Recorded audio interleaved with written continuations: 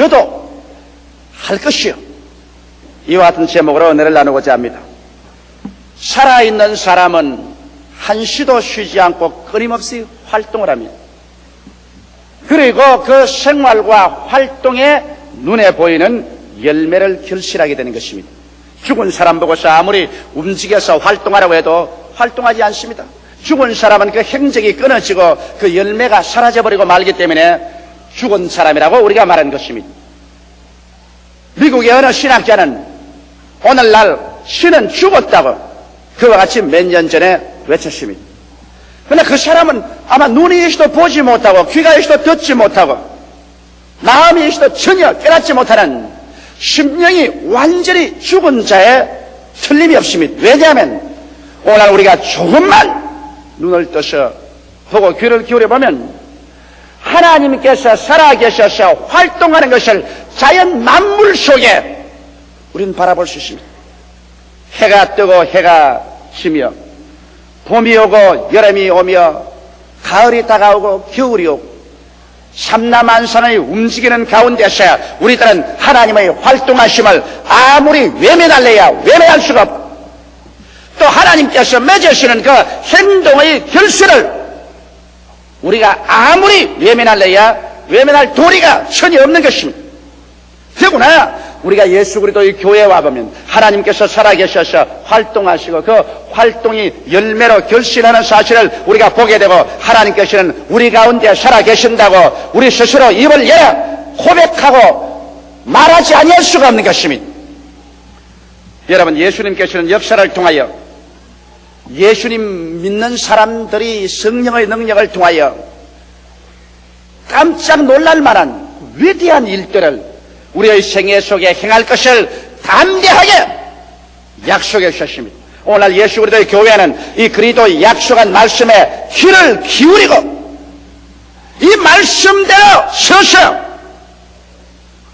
우리의 삶과 우리의 가정과 사회와 세계 속에서 하나님의 위대한 역사를 나타내 보여주어야만 할 것인 것입니다. 그러면 예수께서 오늘 하신 말씀을 우리가 분석해 봄으로 말미암아 여러분과 내가 과연 그리스도 안에서 어떠한 활동을 할 수 있으며 어떠한 열매를 맺어서 그리스도 영광을 우리 세대에 나타내야만 할 것인가, 거기에 대한 자세한 사항을 우리 알아보십시다. 첫째로 예수님께서는 나를 믿는 자는 내가 행한 일을 저도 행할 것이라고 말한 것입니다. 이거 정말 엄청난 하나님의 약속인 것입니다. 예수님께서 행한 일을 주를 믿는 사람들은 저들도 행한다고 말하셨습니다. 오늘 이 자리에 모인 여러분들은 예수를 구주로 모시고 예수를 믿는 자들인 것입니다. 그렇다면 우리 하나님의 약속 말씀에 의해서 어떠한 인간의 말도 아니요 어느 신학자의 이론도 아니요 저 하늘을 지으시고 이 땅을 지으신 죽었다가 부활하고 거짓이 없고 신실한 우리 주 예수께서 진실로라는 두 마디 앞을 세워가지고서 나를 믿는 자는 내가 한 일을 저도 행할 것이라고 그와 같이 말씀하셨습니다. 그럼 오늘 이 시간에 우리는 예수께서 이 지상에 계실 때 무슨 일을 행했는가, 그 사실을 알아봄으로 말미암아 우리도 예수님이 행한 것을 우리의 생활 속에 실천적으로 행해야만 할 것인 것입니다. 이 말씀이 그것을 요구하고 있는 것이기 때문인 것입니다. 예수님께서 행한 일 중에 가장 중요한 일이 회개시키는 일인 것입니다. 예수님께서 처음 와서 외친 말씀이 회개하라, 천국이 가까워 왔다고 말씀한 것입니다. 회개란 도대체 뭘까요? 회개란 것은 우리가 타락하고 떨어진 데서 돌이키는 것을 말하는데, 우리 사람들이 회개해야 될 이유는 근원적으로 우리의 조상 아담과 하와가 에덴 동산에서 하나님을 등지고 마귀를 따라서 하나님을 배반하고 나왔기 때문에 회개하여 다시 돌아가야 될 처지에 놓여 있는 것입니다. 이러므로 회개라는 것은 우리가 인본주의적인 삶에서 신본주의인 삶으로 돌아가는 것을 말합니다. 하나님 중심으로 우리가 살도록 하나님께서 지어놓으셨는데 우리 조상 아담과 하와로부터 시작해서 오늘 이 시점에 이르기까지 온 세계는 하나님 중심으로 돌아가지 아니하고 사람을 우상화해서 인본주의로 살고 있는 것입니다. 이래서 인간은 자기의 위치를 바로 하나님의 자리에 올려놓고 하나님 없이 자기들을 섬기며 자기 중심으로 살고 있는 것입니다. 이 인본주의 삶에서 천지와 만물을 지으시고 인간의 생사 화복을 주장하시는 하나님께로부터 돌아가는 것이 회개인 것입니다. 우리의 그 우상을 깨뜨려버리고 하나님의 그 발 앞에 엎드려 우리의 잘못된 생활을 완전히 회개하고, 그래서 우리 생활 속에 하나님을 나의 중심으로 모셔드리고, 이제는 마치 달이 지구를 중심으로 돌듯 지구가 태양계를 중심에서 태양을 중심으로 돌듯 우리의 생활 전체가 하나님 중심으로 돌아갈 때 이것이 참된 회개가 되는 것입니다. 그뿐 아니라 회개는 사탄의 권세에서 하나님께로 돌아감을 말하는 것입니다. 여러분, 이 세상과 이 세상에 있는 것을 사랑하지 말라고 성경은 말했습니다. 이 세상에 있는 것은 육신의 정욕과 안목의 정욕과 이성의 자랑이며 이 세상은 마귀의 권세가 지배하고 있다고 말하는 것입니다. 세상을 사랑하는 것은 마귀의 권세에 잡혀서 세상을 따라가는 것입니다. 사람의 마음속에는 사랑이 하나밖에 없습니다. 하나님을 사랑하든지 세상을 사랑하든지 둘 중에 하나를 사랑합니다. 세상을 사용하지 말라고는 말하지 않으셨습니다. 무엇을 먹을까, 무엇을 입을까, 무엇을 마실까, 이런 것은 세상이 아닙니다, 여러분. 우리가 가정을 가지고 직장을 가지고 세상에 살아가는 것, 이것을 세상이라고 말하지 않습니다. 여기에 세상이라고 말하는 것은 마귀가 지배하는 권세 말입니다. 하나님 없이 정욕적인 삶을 중심으로 해서 끌어가는 이 세상적인 정신을 말하는 것입니다. 이와 같은 세상의 풍습, 세상에 가는 정신, 이것을 사랑해서 이를 따라가면 마귀의 권세를 따라서 살게 되는 것입니다.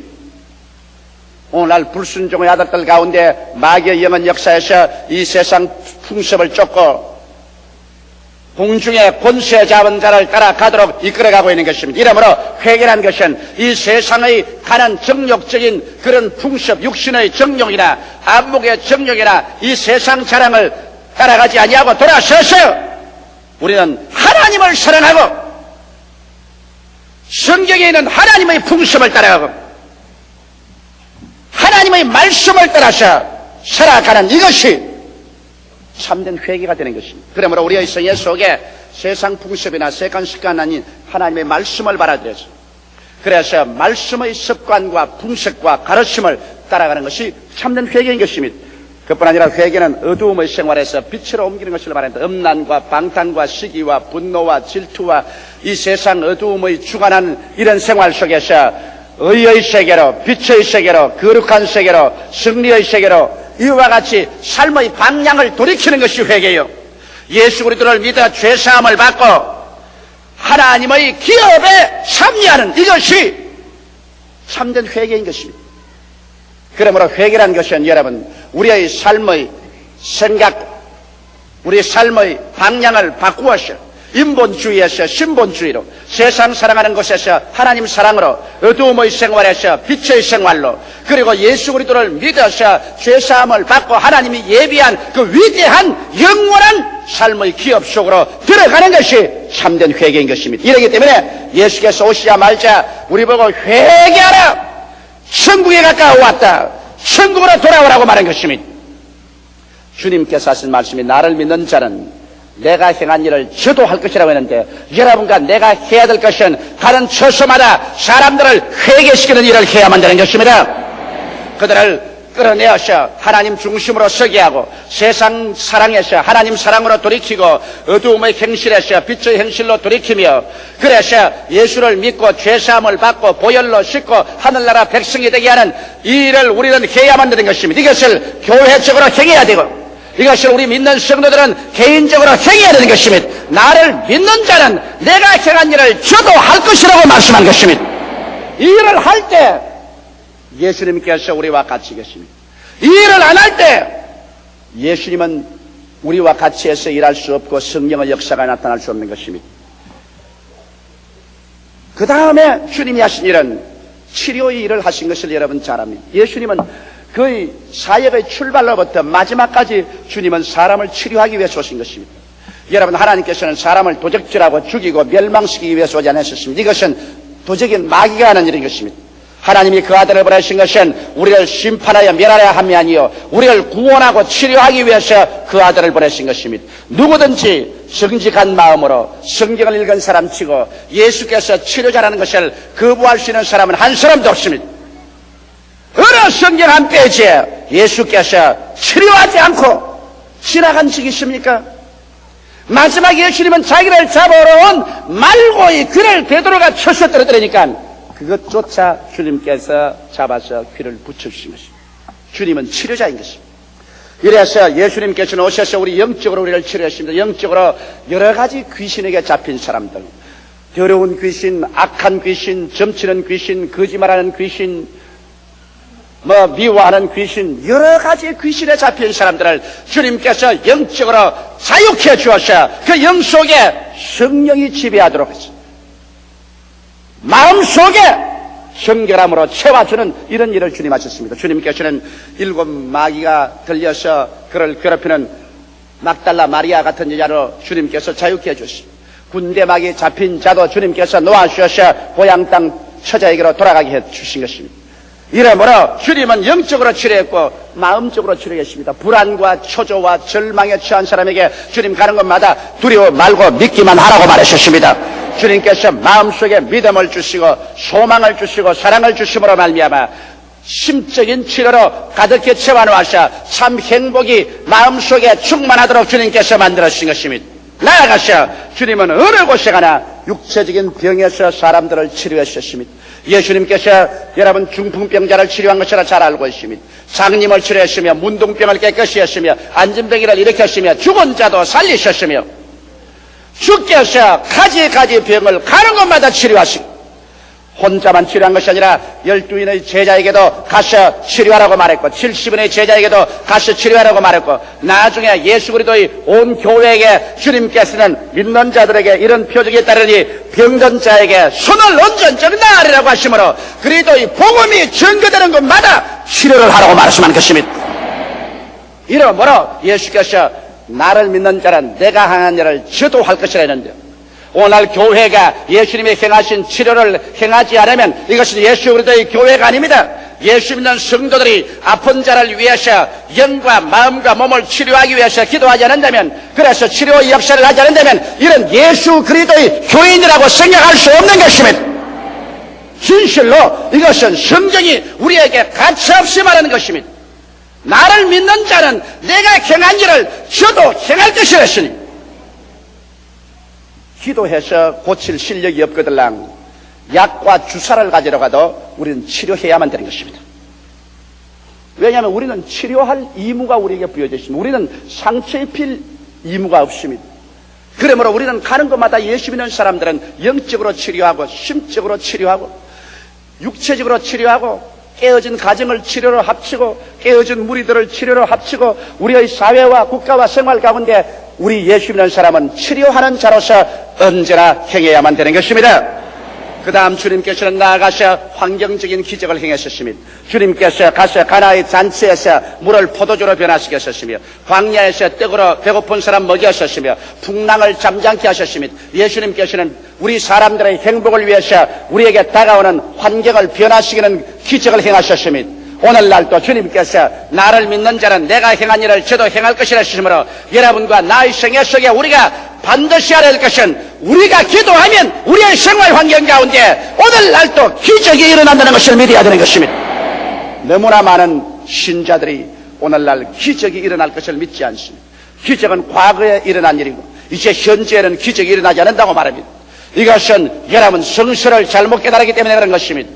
나를 믿는 자는 내가 한 일을 저도 행할 것이라 했는데 주님이 살아계신 그 역사 가운데 우리가 기적을 제해버리면 예수님은 여러분과 나와 같은 평범한 사람으로 전락시켜버리고 마는 것입니다.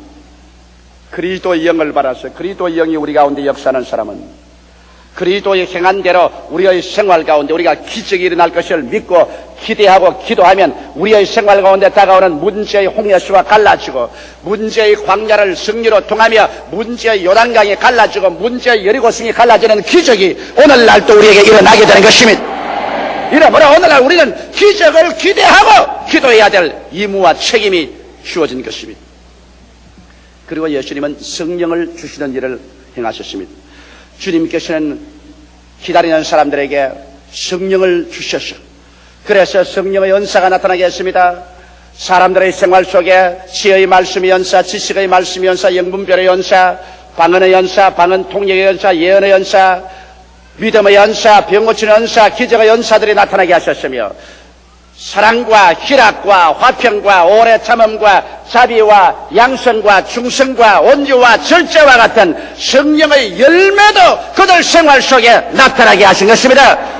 이러므로 우리 기독교 신앙생활이란 초자연적인 생활인 것입니다. 성령의 은사가 나타나고 성령의 열매가 나타나고, 그래서 우리 평범한 하나의 인간이 아니라 거듭나서 하나님의 성령이 들어온 사람은 초자연적인 역사로서 삶을 살아갈 수 있게 되는 것입니다. 이러므로 예수께서 여러분과 나를 평범한 인간으로 종교를 가진 존재로 만든 것이 아니라 여러분과 나를 초자연적인 존재로 만드는 것입니다. 여러분과 나를 예수를 닮는 사람, 예수와 같이 행하는 사람으로 만들어 놓은 것입니다. 이러므로 우리도 오늘날 잠에서 깨어나서 나를 믿는 자는 내가 행한 일을 저도 행할 것이라고 했는데, 예수님이 행하신 일을 우리가 기억하고 우리의 생활 속에 우리는 강제로라도 예수의 행한 일을 행하지 않고는 안 됩니다. 이것은 주의 말씀의 진실성을 우리의 생활 속에 우리는 반드시 나타내 놓아야 되는 것입니다. 둘째로 놀라운 것은 예수님께서 이보다 더 큰 것도 하리니 이와 같이 말씀한 것입니다. 공자님도 옛날에 말씀하기를 후생이 가외라, 뒤에 오는 사람을 두려워하라고 했는데, 예수님이 여러분 얼마나 위대한 구주요 우리의 하나님이십니까? 예수님께서는 당신이 행한 일을 주의 교회와 주의 백성들이 행할 뿐 아니라 이보다 더 큰 것도 행하겠다. 이것은 내가 아버지께로 가는 때문이다. 주님께서는 우리가 주님과 똑같을 뿐 아니라 주님이 행하신 것보다 더 큰 일을 행하기를 원한다고 말씀하는 것입니다. 우리가 역사적 증거를 보게 될 때 이 세계는 예수님이 행하신 것보다 더 큰 일을 많이 행하셨습니다. 예수님은 팔레스타인의 구역 내에서 살았었으며 예수님은 한 권 책을 지은 적도 없었습니다. 예수님께서는 군중을 모아도 주님께서 10만 명, 100만 명씩 모시진 아니하셨습니다. 주님께서 병을 고쳐도 한꺼번에 수천 명, 수만 명씩 고침을 받는 일은 하지 않으셨습니다. 우리 주님께서는 주의 몸된 교회와 그리스도의 백성에게 이보다 더 큰 것도 할 것이다, 그런 약속을 주셨습니다.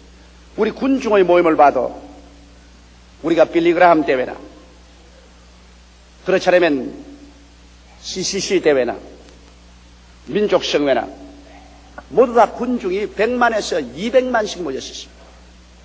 여의도 광장에서 이렇게 많이 모인 것은 예수님께서 말씀한 대로 내가 한 것보다 너희가 더 큰 것도 할 수 있다는 것을 말씀한 것입니다. 예수님께서 먹인 사람보다 오늘날 그리스도 기독교 구제단체에서 먹이는 그 양식과 그 의료품과 그 여러 가지 것은 그때보다 훨씬 더 큰 일을 하고 있는 것입니다. 역사적인 증거로서 우리가 보게 될 때 우리는 기독교 2000년 역사를 통해서 예수님이 하신 말씀이 거짓이 아니고 참이었다는 것을 알 수 있는 것입니다. 그렇기 때문에 오늘날 우리 예수 믿는 사람이 하나 알아야 될 것은 우리의 입을 넓게 열 줄 알아야 된다는 것입니다. 언제나 적게 생각하고 언제나 뒤로 물러가고 언제나 조그맣게 생각하고 언제나 못한다고 하는 것은 그리스도의 말씀을 우리가 부인하려고 달려드는 것입니다. 나를 믿는 자는 이보다 더 큰 것도 하려고 했으니까 눈을 크게 들어 높이 들어보고 입을 넓게 열어서 우리가 하나님의 역사를 기대하고 우리 마음속에 믿음을 크게 가지는 훈련을 해야만 하는 것입니다. 이래서 적은 일도 좋지만은 우리는 더 크고 더 위대하고 더 거창스러운 일을 바라보고 계획해야 우리 주님께 영광을 돌릴 수가 있는 것입니다.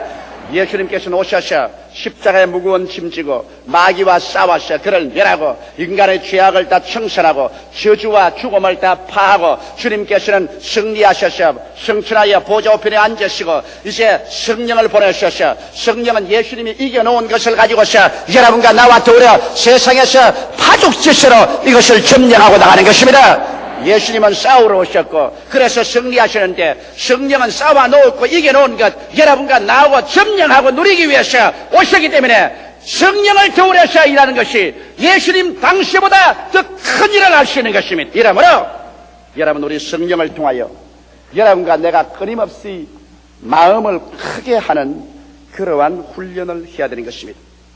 셋째로, 그러면 이 일을 어떻게 할 것이냐? 그 일을 하는 법을 주님께서 말씀해 주셨습니다.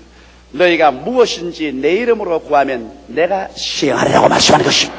이 위대한 하나님의 역사를 우리는 예수 이름으로 기도함으로 이룰 수가 있다는 것입니다. 성경에는 모든 천국의 자원이 예수 그리스도 이름으로 모두 다 저금되어 있는 것을 말하고 있습니다. 골로새서 1장 15절로 12절에 보면 그는 보이지 아니하시는 하나님의 형상이요 모든 창조물보다 먼저 나신 자리, 만물이 그에게 창조되되 하늘과 땅에 보이는 것들과 보이지 않은 것들과 혹은 보좌들이나 주권들이나 정사들이나 권세들이나 만물이 다 그로 말미암고 그를 위하여 창조되었고 또한 그가 만물보다 먼저 계시고 만물이 그 안에 함께 섰느니라. 하늘도 땅도 모든 만물이 예수님의 손에 의해서 만들어졌습니다. 예수님 손 안에 들어있습니다. 예수님의 손에 의해서 움직이는 것입니다. 이렇기 때문에 예수님의 이름 앞에 하늘도 땅도 온 역사도 무릎을 꿇게 되어 있는 것입니다. 이렇기 때문에 우리가 예수 이름을 사용할 수 있다는 특권은 어마어마하게 큰 것입니다. 여러분이 예수를 구주로 모시고 영생이 들어오고 성령께서 속에 들어와 계신 사람만이 예수 이름으로 기도할 수 있는 자격이 부여되는 것입니다. 이래서 우리가 예수 그리스도 이름으로 하나님 앞에 기도와 믿음으로 나아가면 이 예수 이름으로 하는 기도가 예수님의 행한 일을 행하게 해주시는 것입니다. 그리고 이보다 더 큰 것도 행할 수 있는 것은 우리 하나님 아버지께서는 예수 그리스도의 이름을 주님께서 높이기를 원하시기 때문인 것입니다. 하나님께서는 예수께서 스스로 자원하셔서 당신 자신을 낮추셨습니다. 그래서 죽기까지 충성하셨습니다. 십자가에서 죽고 그리고 무덤까지 내려가고 사흘 동안 지옥으로 내려가시고 그래서 주님께서 부활하시기 때문에 하나님께서 그 이름을 지극히 높이셨습니다. 그래서 모든 만물, 하늘에 있는 것이나 땅에 있는 것이나 땅 아래에 있는 모든 것이 예수의 이름 앞에 무릎을 꿇도록 하나님께서 명령을 내리신 것입니다. 하나님이 높여놓은 그 이름을 어떠한 사람도 낮출 수가 없는 것입니다. 그러므로 우리가 예수 그리스도 이름을 말할 때 하나님께서 귀를 기울이십니다. 하늘의 천사들이 그 이름에 모두 다 일어서는 것입니다. 예수 이름을 말할 때 지옥이 뜨는 것입니다. 모든 마귀들이 예수 이름 말할 때 그 앞에서 뜰 수밖에 없는 것입니다. 예수님의 이름은 바로 하늘과 땅과 세계와 그 가운데서 가장 높여준 이름이요 그 이름을 바로 여러분과 내가 쓸 수 있도록 하나님께서 대리권 행사의 권리를 주신 것입니다. 이야말로 얼마나 큰 특권인지 말로 다 할 수 없습니다. 이러기 때문에 우리가 나사렛 예수 이름으로 주님께 엎드려서 기도할 때 우리의 마음속에 내가 예수님을 대신해서 이 지상에서 살고 있다. 예수님을 대신해서 예수님의 한 일을 주의 이름으로 행해야 되고 예수님의 이름으로 주의 한 일보다 더 큰 일도 내가 행해야 된다고 알게 될 때 여러분 우리 예수님이라는 사람의 책임은 보통 크지 않습니다. 이래서 여러분과 나의 생활과 우리의 사역을 통해서 오늘날 또 살아계신 그리스도의 역사가 그 이름을 통해서 우리의 기도를 통해서 우리의 생활 가운데 현실적으로 나타나야만 하는 것입니다. 여러분과 나는 주님의 부르심을 받은 자요 택함을 받은 자요 인치심을 입은 자요 이 일을 위해서 오늘 택함을 입었기 때문에 이 일에 대해서 우리가 등한히 하면 안 될 것입니다. 넷째로 우리가 이 일을 할 때 하나님께서 역사하도록 하는 종국적인 목표가 있습니다. 이것은 아버지로 하여금 아들을 인하여 영광을 얻게 해야 되는 것입니다. 오늘날 여러분 너무나 많은 사람들이 하나님 영광을 위해서 일하지 않냐고 자기의 구복을 채기 위해서 자기의 이름을 나타내기 위해서 자기의 영광을 위해서 일하기 때문에 주님께서 역사하지 않냐는 것입니다. 여러분 하나님의 영광은 우리가 절대로 나눌 수가 없습니다. 하나님께서는 나의 영광을 사람에게 주지 않겠다고 말했습니다. 우리는 하나님의 영광에 손을 대서는 안 되고 하나님의 영광을 도적질하려고 생각해서는 절대로 안 됩니다. 모든 영광은 하나님께만 돌려야 되는 것입니다. 하나님의 영광을 위해서 우리가 살아야만 되는 것입니다. 이와 같은 올바른 마음의 목적이 있어야 우리 하나님께서 역사하시죠. 이 영광스러운 목적을 상실하고 수많은 주의 종들과 수많은 이단과 사신에 들린 사람들이 한 것처럼 자기들이 영광을 독차지하고 하나님의 영광을 빼앗고 하나님의 영광을 짓밟는 이러한 일은 하지 말아야 될 것입니다. 놀라울 정도로 오늘날의 교회는 예수님의 실천적이고도 힘있는 약속을 한갓 지나간 말로 가볍게 취급해버리고 마는 것입니다. 그래서 오늘날 교회에서 예수님의 행한 일도 사라지고 이보다 더 큰 것도 사라지고 하나님의 능력이 사라지고 마는 것입니다. 그 때문에 아버지께서 받으셔야만 할 그 많은 영광이 사탄에게 빼앗긴 바 되고 오늘날 사람들은 말하기를 너희 하나님이 어디에 있느냐? 소위 신학자가지라도 신은 죽었다 한식할 수밖에 없게 된 것입니다. 여러분, 우리는 오늘날 하나님의 영광에 대한 무서운 질투심을 가져야 됩니다. 마귀에게 빼앗긴 영광을 우리의 불타는 질투심으로 그것을 빼앗아서 그 영광을 하나님께 돌려야만 하는 것입니다. 이러므로 잠자는 교회에서 깨어 일어나고 잠자는 신앙 상태에서 우리가 깨어 일어나서 예수님의 행한 일을 나도 할 수 있다고 믿게 되시기를 주 이름으로 축원합니다. 예수님의 행한 일을 내가 마땅히 내 개인적으로 가정과 구역 예배에서 교회에서 내 전도하는 것에서 행해야 될 이유가 있다는 것을 알게 되시기를 주 이름으로 축원합니다. 그리고 나아가서 여러분과 나는 매일매일 말씀을 읽고 성령의 은혜를 받아서 우리가 더 위대하고 큰 꿈을 꾸어서 온 세상이 깜짝 놀랄 만한 일을 할 수 있도록 인도를 받아야 될 것입니다. 그래서 우리는 예수 이름으로 하나님의 영광을 우리 세대에 가득히 채우는 여러분 되시기를 주 이름으로 축원합니다. 다 같이 고개 숙여 기도드리십시다. 살아계시고 거룩하신 아버지 하나님, 오늘날 우리 교회가 그리스도의 말씀을 등한히 하고 종교적인 형식과 의식만 가지고 왔고 그 알맹이를 빼버리고 말았어. 하나님께 돌아가야 될 수많은 영광이 사탄의 손에 짓밟히고 말한 것을 생각할 때 원통하게 짝이 없사옵나이다. 우리 아버지 하나님이시 오늘 이 시간 우리 제2부 예배 성도들과 함께 예수님께서 우리에게 남겨주신 말씀을 다시 한번 상고하고 기억합니다. 진실로 진실로 내가 내게 이르노니 나를 믿는 자는 내가 행한 일을 저도 할 것이요 이보다 더 큰 것도 하리니 내가 아버지께로 감이라. 너희가 무엇인지 내 이름으로 내게 구하면 내가 시행하리니 이는 아들로 인하여 아버지가 영광을 얻게 하려 하심이라고 말씀하셨사옵나이다. 살아계신 아버지, 이러므로 우리의 개인의 삶이나 우리의 가정이나 우리 교회에서 우리가 아버지께 더 큰 영광을 돌릴 수 있도록 우리 성도 한 사람 한 사람이 모두 다 일어나서 나는 못한다, 나는 안 된다, 나는 할 수 없다고 뒷걸음질만 치는 사람 되지 말게 하여 주시옵시고, 일어나 그리스도 이름으로 성령의 능력을 의지하고 예수님의 행한 일을 다 행하게 하여 주시옵소서. 이보다 더 큰 것도 행하게 하여 주시옵소서. 예수 이름으로 기도하게 하여 주시옵소서. 아버지의 영광을 나타내게 하여 주시옵소서. 그래서 하는 것마다 아버지의 영광이 강물같이 출렁이게 되게 하여 주시옵소서. 예수님 이름 받들어 기도드리옵나이다. 아멘. 행동은 모두 다 그 사람의 의식 가운데서 넘쳐나옵니다. 예를 들어 말하면 한 사람이 그 마음속에 깊은 죄의식을 가지고 있으면 이 죄의식을 가진 사람은 그와 함께 열등의식과 좌절감을 가지게 되는 것입니다. 그 행동이 불안하고 초조해지고 사람을 만나기를 좋아하지 아니하고 또 나아가서 악화되면 자포자기하는 그러한 인격으로 변화되는 것입니다. 수없이 많은 사람들이 열등의식으로 고민하고 있는 것입니다. 피해의식, 가난의식, 패배의식 등 수많은 부정적인 의식을 그 마음속에 가지고 있으면서 이 세상에 살면서 믿음, 소망, 사랑, 성공, 축복으로 살려고 애를 쓰고 있는 것입니다.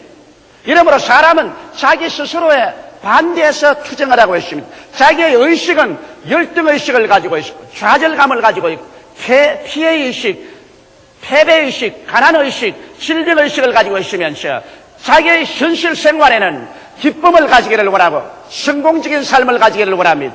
승리하기를 원하고 풍부하고 부유한 삶을 살기를 원합니다. 이렇기 때문에 자가 당착적인 생활 속에서 사람들은 투쟁을 하고 패배의 삶을 살고 있는 것입니다.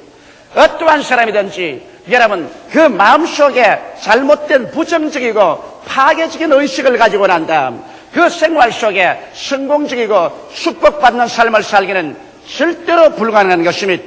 이렇기 때문에 우리의 삶을 승리와 성공으로 가득 채우고 행복과 기쁨으로 넘치게 하기 위해서는 우리의 마음속에 의식의 변화를 가져오지 않으면 안 됩니다. 우리의 의식적인 혁명이 일어나지 아니하고는 하나님께서도 여러분과 나를 축복해 줄 수가 없는 것입니다.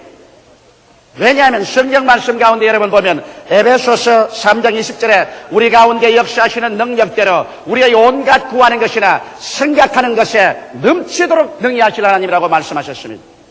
이렇기 때문에 우리 하나님께서는 지금 전지전능 무소부지하신 능력으로 여러분과 나의 속에 성령으로 와서 계시고 지금 우리 가운데 역사하고 계시지만은 그러나 하나님께서는 우리의 의식을 통해서야만 역사하는 것입니다. 우리의 온갖 구하는 것이나 생각하는 것에 넘치도록 주님께서 능히하시는 것입니다. 생각이 열등의식으로 차있으면 하나님은 역사할 수 없습니다. 생각이 가난의식으로 차있으면 하나님은 역사하지 않습니다. 생각이 패배의식으로 차있으면 하나님께서 역사할 수 없습니다. 왜? 하나님께서는 열등이나 가난이나 패배나 절망이 아니기 때문인 것입니다. 이러므로 우리의 생활 속에 우리가 의식의 혁명을 가지고 우리의 생각이 변화되지 아니하면 하나님께서 우리를 통해서 역사할 수 있는 그릇을 상실해버리고 마는 것입니다. 하나님께서 여러분의 육신을 통해서 역사하지 않습니다. 하나님은 여러분의 생각을 통해서 역사하는 것입니다. 이러므로 의식적인 혁명이 우리에게 다가와야 하나님께서는 오늘날 성령으로 여러분 속에서 생수의 강처럼 넘쳐나와서 여러분의 의식을 통하여 영혼이 잘되게 하시고 범사가 잘되게 하시고 강렬하게 하시며 생명을 얻게 넘치게 만들어 주시는 것입니다. 이러므로 우리에게 가장 절실히 필요한 것은 우리가 예수를 믿고 난 다음에 하나님 말씀을 통하여 우리의 의식 구조에 위대한 혁명을 가져와야만 되는 것입니다. 그러면 사람들은 저에게 이런 질문을 할 것입니다. 우리가 어떻게 해야 우리 한 사람 한 사람의 생활 속에 의식의 혁명을 가져올 수 있겠습니까? 첫째로 예수님께서 이 세상에 오셔서 제일 먼저 외친 사실은 회개하라! 천국이 손 닿는 데 와 있다고 말씀한 것입니다. 회개란 말이 무엇일까요? 회개란 말의 헬라어로는 메타노이아입니다. 메타노이아는 것은 너희 생각을 바꾸어라. 그리하면 천국이 손 닿는 데 와 있다고 말씀하셨습니다. 천국은 이미 예수 그리스도를 통해서 우리 가운데 와 있으며 손 닿는 데 와 있습니다. 예수께서 친히 말씀하기를 천국이 여기 있다 저기 있다도 못할지니 천국은 바로 너희 안에 있나니라고 말씀하셨습니다. 예수님께서 친히 말씀하시기를 내가 만일 성령을 힘입어 귀신을 쫓아내면 하늘나라가 너희 가운데 임하였나니라고 말씀하셨습니다. 이러므로 오늘날 예수 그리스도를 통해서 천국은 이미 성령의 능력으로 우리 가운데 와 계신 것입니다. 그러나 이 천국이 우리의 손 닿는 데 와서 우리에게 소유될 수 있게 하기 위해서는 여러분과 내가 진실로 회개해야 합니다. 회개는 내 죄를 고백하고 자백하는 것만 가지고서 회개라고 생각하면 중대한 잘못을 범하는 것입니다. 오늘날 통상적으로 사람들은 내 속에 있는 잘못한 것을 기억해서 주님 앞에 일일이 다 고해 바치고 고백하고 토해놓으면 이것이 회개라고 생각을 하는 것입니다. 그러나 이것은 회개의 한 부분은 될지 몰라도 진실한 회개는 아닌 것입니다. 회개란 내 자신에 있는 것을 쏟아내놓을 뿐 아니라 그 다음 내 속에 채워넣어야 되는 것입니다. 회개로서 부어놓은 만큼 또 새로운 것으로 내 마음속에 채워넣어야 되는 것입니다. 잘못된 생각, 잘못된 행동을 토해놓았었으면 이제 올바른 생각으로 채워넣어야 되고 또 올바른 행동으로 채워넣어야 되는 것입니다. 이러므로 회개란 나의 모든 잘못을 토해놓고 그 속에 새로운 의식으로 채워넣어야만 되는 것입니다. 회개만 하고 새로운 의식으로 채워넣지 아니하면 무서운 빈집의 우환이 다가오는 것입니다. 여러분 성경에 보면 예수께서 빈집의 우환에 대해서 이렇게 말했습니다. 한 사람이 집을 청소했습니다. 그래서 귀신을 내어 쫓아버렸습니다. 이래서 다시 귀신에게 점령당하지 않고 그 집이 깨끗해지는데 그러나 그 집에 아무것을 가지고 채워놓지 않으셨습니다. 나중에 이 귀신이 물 없는 광야로 다니면서 고생하다가 자기 나온 집에 다시 들어와 보겠다고 들어와서 보니까 그 집이 깨끗이 소재되고 정리되었으나 그 속에 아무도 주인이 들어와 있지 않습니다. 그래서 그는 나가서 자기보다 악한 7 귀신을 데리고서 그 빈집에 들어와서 그 안이 그 빈집에 나중에 우환이 전부 다 더하더라고 말한 것입니다. 오늘 우리가 회개만 해서 우리를 청소하고 우리를 깨끗이 정리해 놓고 난 다음에 우리의 속에 새로운 의식으로 채워놓지 아니하면 우리에게 쫓겨나갔던 귀신이 7 귀신을 데리고 돌아와서 나중 형편이 전부 다 더 나빠지게 되는 것입니다. 오늘날 수많은 성도들이 회개라고 하면 그저 와서 자기의 잘못을 눈물로 고백하고 자백하는 것만 회개인 줄 생각하고 자기의 마음속에 그리스도 예수로 말미암아 새로운 의식을 채워놓지 않기 때문에 역시 회개는 했으면서 말하고 열등의식을 가지고 살고 가난의식을 가지고 살며 저주의식을 가지고 살고 패배의식을 가지고 살며 질병의식을 가지고 살기 때문에 회개는 다 했습니다만 그러나 7 귀신이 들어와서 우리를 도적질하고 죽이고 멸망시키고 파괴하는 일이 얼마나 많은지 형언할 수 없습니다. 이렇기 때문에 우리는 회개했으면 우리의 의식을 새롭게 해야 되는 것입니다. 그러면 여러분께서는 이러한 중대한 질문을 하실 것입니다. 회개는 했지만은 어떻게 새로운 의식으로 채울 수가 있습니까? 새로운 의식이 어디에 있습니까? 무엇을 어디에서 가지고 와서 나에게 채울 수가 있습니까? 이런 질문을 하실 것입니다. 나는 여기에 대해서 2번째로 여러분에게 대답해드리고자 하는 것입니다. 우리의 새로운 의식은 철학책에서 가지고 와서 채울 수 없습니다. 역사의 책에서 갖다 채울 수 없습니다. 인간의 무슨 도덕이나 윤리의 서적을 가지고서 새로운 의식을 창조할 수 없습니다. 여러분과 나의 새로운 의식은 천국 의식이 되어야 되는 것입니다. 이 천국 의식은 어디에서 채울 수 있나요? 예수 그리스도의 십자가 밑에서 비로소 채울 수가 있는 것입니다. 이렇기 때문에 우리가 회개하고 우리의 모든 과거를 다 청산했으면 예수 그리스도의 십자가 밑에 와서 그리스도의 십자가를 바라보고 천국 의식으로 채워놓아야 되는 것입니다. 그럼 예수 그리스도의 십자가에서 어떠한 천국 의식을 우리가 채워놓을 수 있나요? 예수의 십자가에서 죄에서 용서받고 의롭게 된 천국 의식으로 채워놓을 수 있는 것입니다.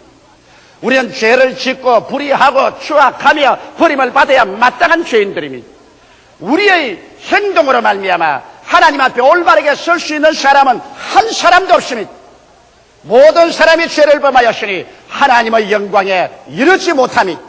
그러나 우리가 예수 십자가에 와서는 죄의식을 이제는 벗어버릴 수 있는 것은 예수 그리스도께서 우리의 일생의 죄를 다 짊어지시고 주께서 피를 흘리신 것을 우리가 바라볼 수 있습니다. 그 보혈로 말미암아 우리의 과거의 죄, 현재의 죄, 미래의 죄가 다 청산받은 것을 알기 때문에 예수 그리스도를 바라봄으로 말미암아 이제는 우리는 죄인이 아니라 그리스도로 말미암아 용서를 받은 의인이 되었다는 의로운 의식을 마음속에 받아들여야만 되는 것입니다.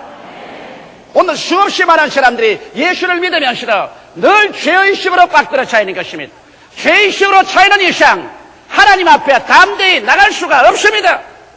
십자가 밑에서 그리스도의 보혈 공로로 나는 이제 죄와 상관없이 그리스도로 말미암아 의롭게 되었다는 의의 의식을 마음속에 받아들여야만 되는 것입니다. 그 다음 십자가 밑에서 우리가 받아들일 것은 치료의식, 건강의식을 받아들여야 되는 것입니다. 예수님께서 여러분과 나를 위하여 채찍에 맞으심으로 우리의 모든 연약함과 질병을 짊어지고 가셨습니다. 오늘날 시대는 수없이 많은 사람들이 질병의식 속에 살고 있는 것입니다. 그들은 모든 일에 있어서 질병과 연약으로 말미암아 그들이 파괴될 것을 생각하고 전전긍긍하고 떨고 있습니다. 그러나 질병의식을 우리는 제껴버려야 되는 것입니다. 어떻게 질병의식을 제낄 수가 있는 것입니까? 예수님께서 십자가에 못 박히시기 전에 빌라도의 뜰에서 로마 군인들에게 등거리가 갈기갈기 찢어지도록 얻어맞았습니다. 그 피는 흐르고 살점은 떨어져 나가고 그 등거리와 가슴은 닭고랑처럼 파헤쳐졌습니다. 그리고 성경은 밝히 말씀하기를 저가 채찍에 맞아버려 너희가 나음을 입었다고 말한 것입니다. 하나님께서 저로 상함받기를 원하셔 우리의 질고를 당케 했다고 성경은 말씀하고 있는 것입니다. 이러므로 그리스도의 십자가 밑에서 나의 연약의식, 질병의식을 모두 다 섞여버리고 여러분과 나는 그 밑에서 새로운 의식, 치료의식을 받아들일 수 있으며 건강의식을 받아들일 수 있는 것입니다. 그 다음에 또 우리는 십자가 밑에서 우리는 성공의식을 받아들일 수가 있는 것입니다. 수없이 많은 사람들이 패배의식을 가지고 사는데 우리는 십자가 밑에서 성공의식, 축복의식을 가지고 사는 것입니다. 여러분, 저는 한 번도 내 마음속에 패배의식을 가지고 살아본 적은 없습니다. 한 번도 내 마음속에 가난의식을 가지고 살아본 적은 없습니다. 왜? 내가 예수 그리스도의 십자가를 깨닫고 난 다음에 그리스도의 날 위해서 피 흘린 그 공로를 알고 난 다음에 나의 의식은 달라졌습니다. 왜? 주님께서 십자가에 못 박인 것은 우리 죄만 사하기 위해서 달린 것이 아닙니다. 성경은 분명히 말씀하기를 예수 그리스도께서 우리를 위하여 저주를 받으셔 율법의 저주에서 우리를 속량하였으니 이는 나무에 달린 자마다 저주 아래 있는 자라 하였습니다. 이런 말미암아 아브라함의 축복이 우리에게 임하게 하고 믿음으로 성령을 받기 위함이라고 말하셨습니다. 이러기 때문에 우리가 십자가를 바라볼 때 우리의 생활 속에 저주로 말미암아 가시와 은거키가 나고 낭패와 실망을 당하고 이리 찢기고 저리 찢기고 풍지박산할 것, 이와 같은 공포가 일시에 사라져버리고 마는 것입니다. 왜? 십자가 바라볼 때 예수님 가시관 쓰시고 예수 저주받아서 십자가 못 박인 것이 우리의 저주를 제하였기 때문에 우리는 그곳에서 저주의식을 제해버릴 수가 있는 것입니다. 그 속에서 우리는 축복의 의식을 받아들일 수 있습니다. 예수께서 성경에 분명히 말씀하기를 제가 너희를 위하여 가난하게 되시면 저희 가난하심으로 말미암아 너희로 부유케 하리 하심이라고 고린도후서 8장 9절에 기록해 놓은 것입니다. 하나님께서는 모든 일에 항상 모든 것이 넉넉하여 모든 착한 일을 넘치게 하려 함이라고 말씀하고 있는 것입니다. 이러므로 십자가 밑에서 가난과 헐벗음과 궁핍에 대한 생각을 우리는 다 제껴버리고 이곳에서 성공과 축복과 은혜의 의식을 우리 마음속에 받아들일 수가 있는 것입니다. 십자가 밑에서 아니고는 이와 같은 것은 유엔 총회도 여러분을 변화시켜 줄 수 없고 우리 나라도 변화시킬 수 없습니다. 그러나 십자가 밑에 가면 여러분 한 사람 한 사람이 당연히 성공의식과 축복의식과 하나님의 은혜의식을 그곳에서 바꾸어 가질 수가 있는 것입니다. 또 나아가서 우리가 십자가 밑에서 예수를 바라보게 될 때 우리는 죽음의 절망, 공포의식에서 완전히 자유롭게 되어 하나님의 자녀가 되고 천국이 내 것이 된 천국의식으로 마음속을 바꿀 수가 있습니다. 예수께서 날 대신하여 십자가에 올라가셔서 나를 대적하는 모든 이문에 선 정서를 도말하시고 마귀의 정세와 권세를 십자가로 벗어버리시고 무장해제 버리시고 주님께서 사망과 음부를 찢어버리시고 그곳에서 승리했기 때문에 예수를 바라보게 될 때 이 상대 우리는 지옥의 두려움이 없어지고 죽음의 두려움이 없어지고 절망이 없어지고 오직 영생과 천국의 의식이 우리 마음속에 밀물처럼 밀려오게 되는 것입니다. 이래서 우리는 예수 그리스도의 십자가 밑에서 우리의 의식을 변화시키게 되는 것입니다. 이것은 윤리 이상입니다. 이건 도덕 이상입니다. 이것은 철학 이상인 것입니다. 여러분과 나의 삶의 의식이 바꾸어지는 것입니다. 이것이 진실한 회개인 것입니다. 회개는 과거의 잘못을 다 토해내어버리는 것이 회개가 아닙니다. 이것은 회개의 하나의 전반적인 행사에 불과한 것입니다. 그러나 후반적인 역사는 여러분과 내가 십자가 밑에서 여러분과 나의 새로운 의식을 받아들여서 우리의 생각이 달라져야 되는 것입니다. 더구나 여러분께서 십자가 밑에서 예수님을 바라보고 이식혁명을 가져올 때 이를 도우기 위해서 와 계신 분이 계십니다. 보혜사 성령님이신 것입니다. 하나님께서는 우리 연약함을 도우시기 위해서 보혜사 성령을 보내주심으로 말미암아 여러분께서 십자가 밑에서 기도하고 바라볼 때 성령께서 눈을 열어주시고 귀를 열어주시고 마음에 깨닫는 마음을 주셔서 성령께서 여러분의 영혼의 의식혁명을 가져오는데 도움을 베풀어 주시는 것입니다. 이렇기 때문에 성령은 우리를 고아와 같이 버려놓지 아니하고 우리와 함께 계시고 우리 안에 거하셔서 적극적으로 오늘날 또 여러분과 나에게 의식혁명을 가져오기 위해서 노력하고 계신 것입니다. 성령을 인정하시면 아멘 하십시다. 환영하시면 아멘 하십시다. 모셔드리고 의지하면 아멘 하십시다. 이 성령께서 여러분을 도와주셔서 의식혁명을 가져오는데 적극적인 협조를 해주시는 것입니다. 셋째로 우리가 적극적으로 해야 될 일이 무엇이겠습니까? 나는 여러분에게 찢어진 성소의 휘장에 관해서 말씀을 해드리고자 합니다. 구약시대 유대인들은 하나님을 만나려고 하면 그들의 성전을 쳐야 나와야 하는 것입니다. 그들이 광야에 있을 때는 광야의 성막에 있었고, 유대 땅에 들어왔을 때는 젖과 꿀이 흐르는 가나안 땅에서는 솔로몬 성전이 있었습니다.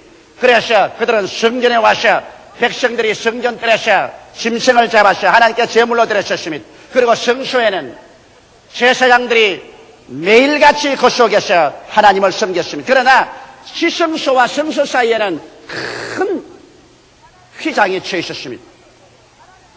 그리고 이 지성소 속에는 하나님께서 임재하여 계셨습니다. 이러므로 아무도 마음대로 들어갈 수 없고, 오직 1년에 한 번만 대제사장이 짐승의 피를 가지고 이스라엘의 죄를 수하기 위해서 그 속에 들어갔던 것입니다. 그냥 아무나 들어갔다가는 죽임을 면치 못했었습니다.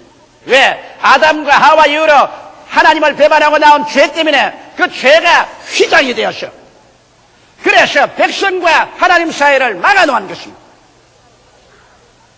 그래서 이스라엘 사람들은 하나님을 만나려면 평범한 사람들은 성전뜰까지 오고, 제사장들은 성소까지 들어가고, 제사장만이 1년에 한 번씩 짐승의 피를 가지고 지성소에 들어가서 하나님 앞에 제사를 드렸던 것입니다. 그런데 희한한 일이 생겼습니다. 예수님께서 십자가에 못 박혀서 6시간 동안 매달려 있고 난 다음에 주님께서 이제 마지막으로 내가 다 이루었다 외치시고, 아버지여 내 영혼을 아버지께 부탁하나이다고 그 숨이 끊어지자 갑자기 예루살렘 성전의 성소와 지성소를 가르는 그 휘장이 위에서부터 아래까지 쫙 찢어졌어요. 갑자기 성소와 지성소가 그냥 한 통로가 되어버리고 마는 것입니다. 이 휘장은 얼마나 두껍든지 황소 2마리를 묶어서 당겨도 찢어지지 않은 그런 휘장입니다. 그것이 위에서 알로 찢어진 것입니다. 예수께서 십자가에 못 박혀 내가 다 이루었다 하셨을 때, 예수님께서 우리의 모든 과거와 현재와 미래의 죄악을 주님께서 청산하셨을 때, 하나님께서는 주의 천사를 보내셔 저 성전에 가서 너는 칼로서 위에서 아래까지 휘장을 내어 찢었어. 이제는 더 이상 백성들과 나의 사이에 맡긴담이 없게 하라 명령하신 것입니다. 주의 사자는 이 명령을 듣고 내려와서 칼로서 그 휘장을 찢어버린 것입니다. 그래서 하나님께서는 이제는 지성소에서 성소를 통해서 걸어나와서 오늘날은 우리 백성들 가운데 와 계신 것입니다. 하나님은 이제 지성소에 계시지 아니하시고 그 찢어진 휘장을 통해서 걸어나와 버리고 마는 것입니다. 하나님은 지금 이제 지성소에 계시지 않고 여러분과 나와 함께 이 자리에 성령으로 계시고 우리 속에 와서 계신 것입니다. 하나님은 지금 여기 계십니다. 우리와 함께 이 자리에 계신 것입니다. 하나님은 이 시간에 이제는 손을 내밀고 여러분과 나를 도와주기 위해서 말씀합니다. 수고하고 무거운 짐진 자여 다 내게로 오라. 내가 너를 쉬게 하리라. 하나님께서는 여러분과 나를 만나기 위해서 지성소에서 이제 휘장을 찢어버리고 걸어 나와서 여러분과 내 앞에 서 계시는데, 여러분과 내가 해야 될 일은 무엇이겠습니까? 여러분과 나는 여전히 우리의 마음속에 휘장을 가지고 있습니다. 우리의 마음속에는 죄의식의 휘장을 치고 있습니다. 질병의식의 휘장을 치고 있습니다. 저주와 가난의식의 휘장을 치고 있는 것입니다. 우리의 마음속에는 죽음과 절망의 공포의 휘장을 치고 있습니다.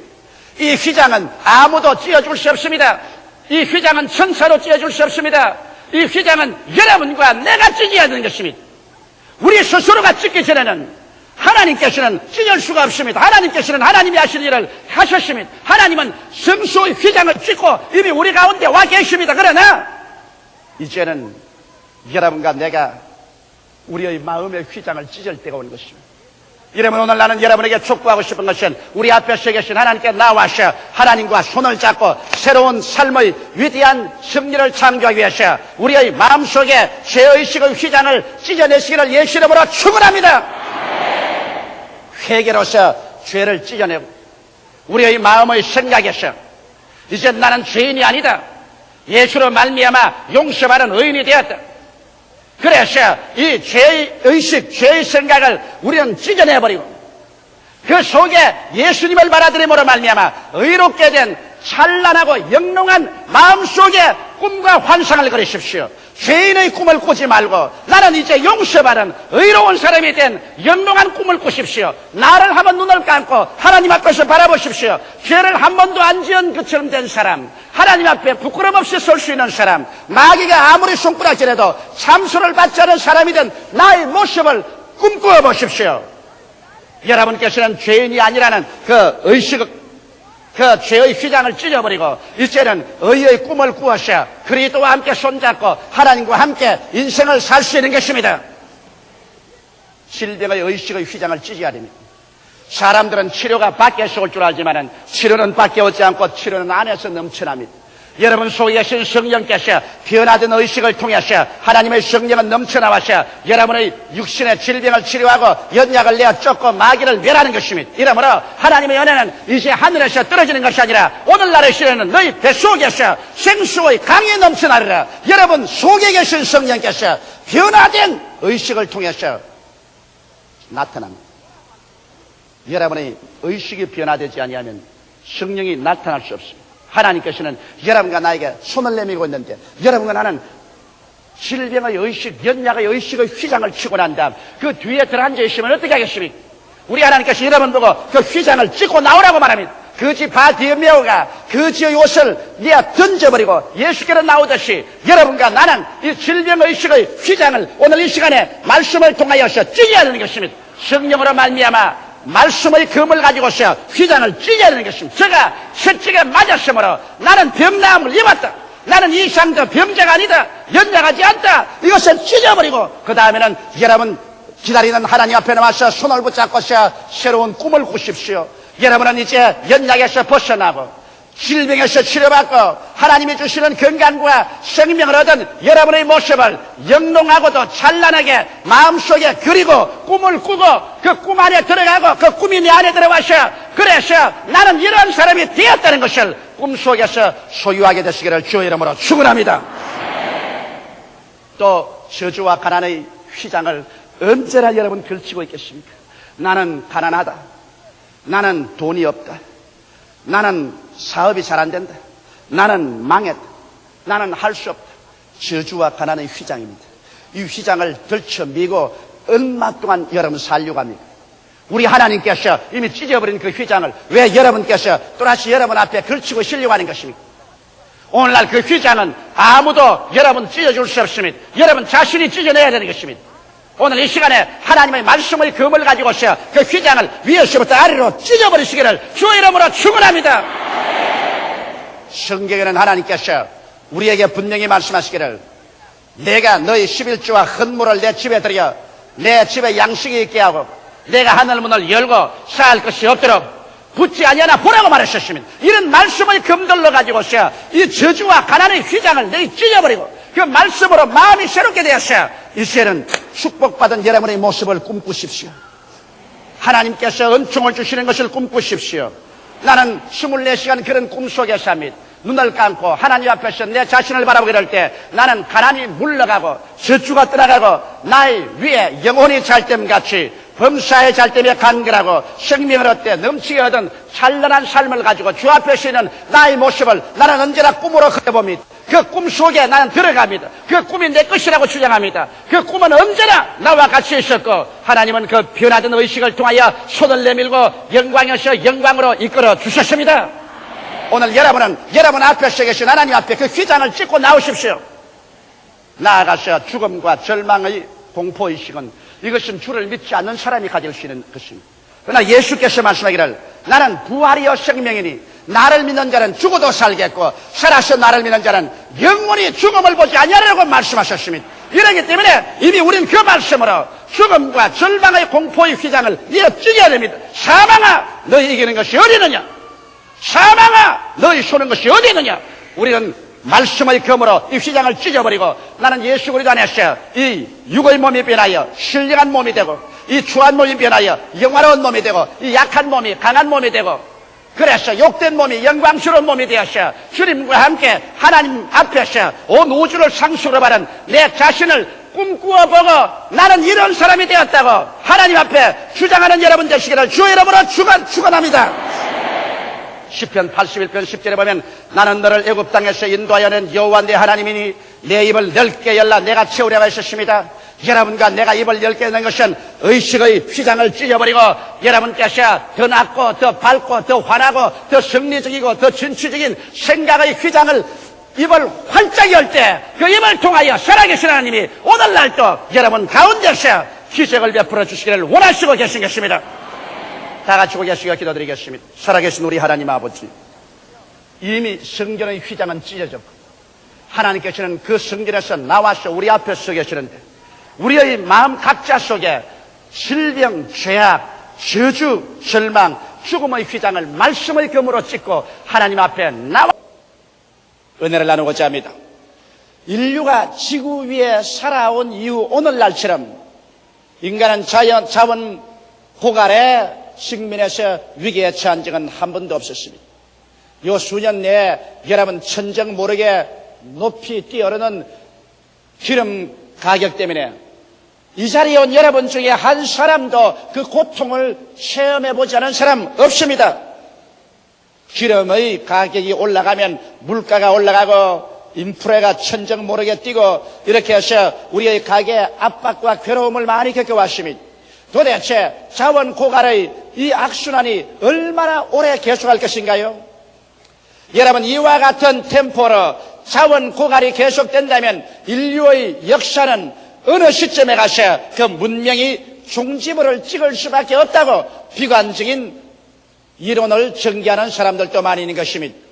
그러나 저는 오늘 이 시간에 아무리 자원 고갈의 위기가 우리에게 다가온다 할지라도 우리 사람들이 올바른 자세만 취하고 있다면 이것을 능히 극복하고 위대한 새로운 문화를 창조할 수 있다고 저는 확신합니다. 왜 그러냐 하면 여러분 어떠한 문제에 있어서도 하나의 위기와 도전이 다가오면 그것에 대한 올바른 응전을 해나가면 새로운 역사가 창조되고 또 찬란한 문명이 이루어지는 것입니다. 오늘 자원 고갈이라는 이와 같은 무서운 도전이 우리에게 다가오게 될 때 우리 사람들은 지혜를 개발하고 아이디어를 개발해서 이 자원 고갈에 대해서 올바른 응전을 한다면 우리는 새로운 문화를 만들어낼 수 있습니다. 석유 아닌 물로서 우리의 에너지원을 만들 수도 있을 것이요. 석유 아닌 수소나 산소나 탄산가스나 이런 것을 가지고서도 우리가 새로운 에너지원을 개발할 수도 있는 것입니다. 문제는 우리에게 다가오는 여러 가지 어려운 상황이 우리를 파멸하는 것이 아니라 그것에 대처할 수 있는 사람의 마음의 자세와 인간의 지혜와 아이디어가 문제인 것입니다. 그러므로 우리는 어디에서 끊임없이 우리 인류를 도말하려고 다가오는 환경적인 위기에서 우리의 아이디어를 개발할 수 있겠습니까? 그런 문제를 해결하고 그것을 극복할 수 있는 위대한 지혜, 위대한 아이디어를 어디에서 우리가 얻을 수 있겠습니까? 그 아이디어는 우리는 하나님 앞에 나오면 얻을 수가 있습니다. 왜냐하면 성경은 말씀하기를 하나님께서 태초에 천지를 창조하셨다고 하신 것입니다. 하나님께서는 없는 데서 오늘날 있는 이 모든 것을 지으셨습니다. 그러므로 하나님에게는 무궁무진한 아이디어가 계신 것입니다. 성경에는 말씀하기를 일을 행하시는 여호와 그 일을 지어 성취하는 여호와가 이렇게 말하노라. 너희는 내게 부르짖으라. 내가 내게 응답하겠고 크고 비밀한 일을 너에게 보여주려고 말한 것입니다. 여기에서 말하는 이 크고 비밀한 일이란 도대체 무엇일까요? 이야말로 우리 인간이 상상할 수 없는 하나님의 아이디어인 것입니다. 하나님께서 지혜와 아이디어를 우리에게 주셔서 그래서 어떠한 문제도 능히 해결할 수 있게 해주시겠다고 약속하신 것입니다. 이러기 때문에 하나님을 믿는 사람, 우리 주 예수 그리스도를 경외하는 사람은 우리가 이 땅에 살면서 어떠한 자원 고갈이 다가오든지 어떠한 환경적인 위기가 다가오든지 우리가 기도하고 하나님을 앙망하고 하나님을 기다리며 하나님을 찾고 하나님을 의지하는 이상 염려 근심하거나 파멸할 도리가 없는 것입니다. 나는 그래서 오늘 여러분과 함께 어떻게 하면 우리의 생활 가운데 크고 작은 문제들을 극복하고 해결하고 우리의 삶을 더 풍성하고 승리로운 삶으로 이끌어 나갈 수 있을까? 거기에 대한 하나님의 크고 비밀한 일을 여러분에게 말씀드리고 싶습니다. 첫째로 우리가 우리의 삶의 승리를 얻기 위해서는 여러분께서 그 무엇보다도 하나님 앞에서 아이디어를 구해야만 되는 것입니다. 오늘 우리가 보는 이 모든 문명의 발전이란 인간의 마음속에서 우러나온 아이디어로 말미암아 이러한 것이 이루어진 것입니다. 그렇기 때문에 우리가 문제가 어려울수록 더 위대한 아이디어만 개발하면 되는 것입니다. 절대로 인류는 자연자원 고갈로 말미암아 망하지는 않습니다. 아이디어가 고갈해지면 그때 인류는 망하고 마는 것입니다. 여러분의 문제로 말미암아 여러분은 패망하지 않습니다. 여러분의 마음에서 아이디어가 넘쳐나오지 아니하면 그때 여러분은 망하고 마는 것입니다. 어떠한 도전도 거기에 대해서 위대한 아이디어로 응전하면 새로운 성공을 가져올 수가 있는 것입니다. 이렇기 때문에 우리는 아이디어를 하나님께 간절히 구해야 되는 것입니다. 우리 하나님께서는 오늘날도 당신 속에서 크고 비밀한 것을 가지고서 주께 부르짖는 사람에게 이것을 나타내 주기 위해서 기다리고 계신 것입니다. 저는 근본에 핀란드의 헬싱키에 갔을 때 굉장한 아이디어 하나를 보았습니다. 그곳에 핀란드의 헬싱키의 도심지에 락차츠라고 바위 교회가 있습니다. 이 바위 교회는 세계적으로 유명해서 하나의 관광 코스가 되어 있습니다. 그 왜 락처치가 유명하게 됐느냐? 그것은 핀란드 헬싱키 시당국에서 토지 이용상 도시 한가운데는 교회를 짓지 못하도록 그렇게 설정을 해놓았습니다. 그런데 그곳에 있는 루트란 교회가 도시 한가운데 교회를 세우기는 세워야 되겠는데 시당국에서 절대로 허락을 안 해주니까 어떻게 교회를 세울 것이냐. 그래서 그들이 모여서 구수회담을 하고 기도를 하는데 그 루트란 건축가 두 사람이 아이디어가 떠올랐습니다. 왜냐하면 헬싱키 도시 한가운데 큰 바위 덩어리가 있습니다. 이 바위 덩어리는 하도 바위 덩어리가 컸기 때문에 여기에는 집을 지을 수도 없고 아무 시설도 없어서 시 가운데 바위 덩어리를 그대로 내버려 놓은 것입니다. 그런데 여기에 이 건축가 두 사람이 아이디어를 개발한 것입니다. 구태여 교회라고 해서 반드시 기초를 놓고 기둥을 세워서 지붕을 덮어야 교회가 될 리가 있겠는가? 그 바위를 그대로 파서 문만 뚫어 놓으면 바위 교회가 될 것이 아닌가? 그렇다면 시에서는 교회를 못 지으라고 할 이유가 없는 것은 바위 그대로 내버려 놓고 바위 속을 이렇게 뚫어 가지고서 지붕만 싹 덮어버렸으니까 그 역시 바위 지면 다른 것이 있는가?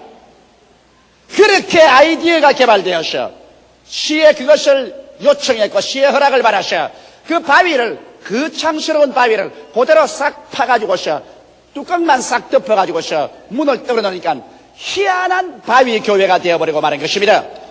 그래서 저희들이 그 바위 교회 안에 들어가 보니까 벽도 바위요, 땅바닥도 바위요, 전체가 바위 그대로 파놨는데 천정만 덮어놨었습니다. 그래 놓으니까 참 안에 들어가니 자연스럽고 인공미가 가해지지 않은 만세반세 우리 주 예수 그리스도를 상징하는 바위 교회로서 멋들어지기가 한량없어요.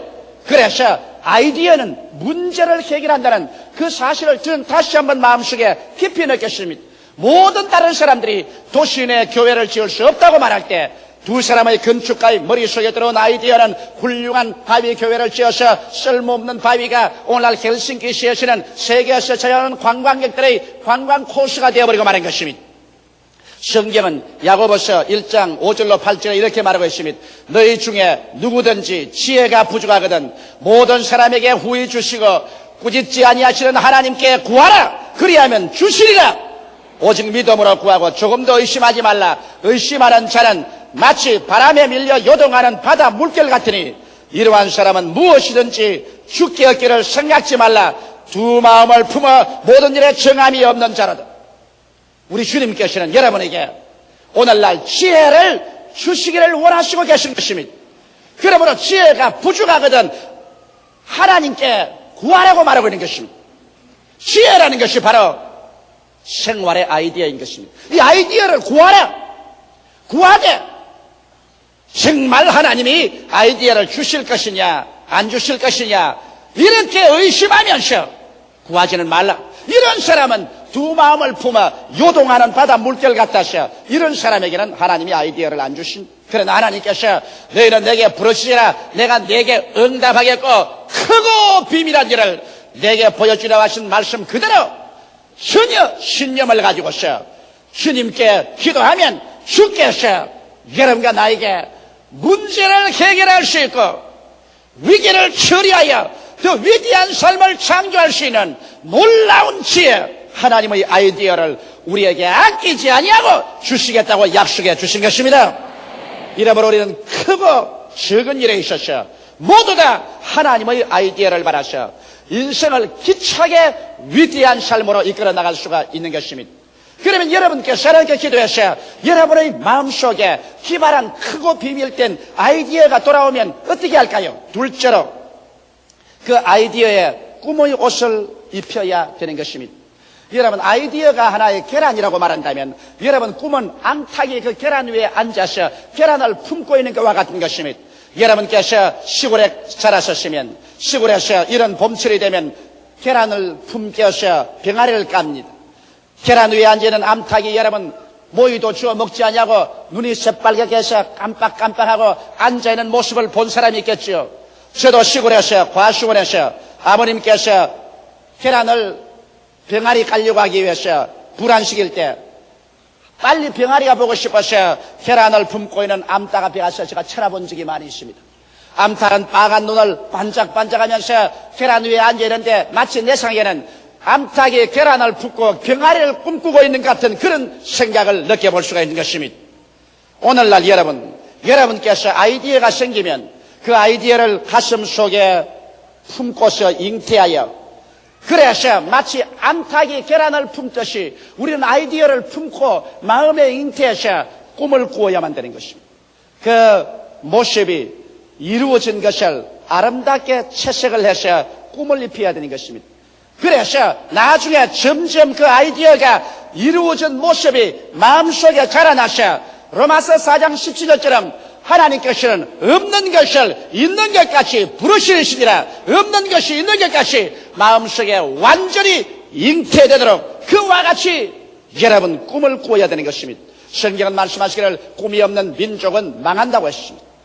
우리 하나님께서는 여러분과 나에게 언제나 꿈과 환상을 통해서 성령으로 역사해 주는 것입니다. 이렇기 때문에 꿈을 꿀 줄 모르는 사람, 환상을 가질 수 없는 사람에게는 아무리 하나님이 아이디어를 주셔도 그 아이디어는 시들어져 버리고 죽어버리고 마는 것입니다. 아이디어를 받으면 그 마음속에서 그것을 품어서 주야로 여러분의 온기를 더해서 그것이 이루어진 모습을 꿈으로 그려서 이것이 여러분 속에 가득히 잉태되어 마치 9개월 만에 어린애기를 낳듯이 이것이 여러분의 영혼 속에 불러지고 커져야만 되는 것입니다. 그렇게 되면 그 다음 어떻게 할까요? 셋째로 마음속에 흥분해야 됩니다.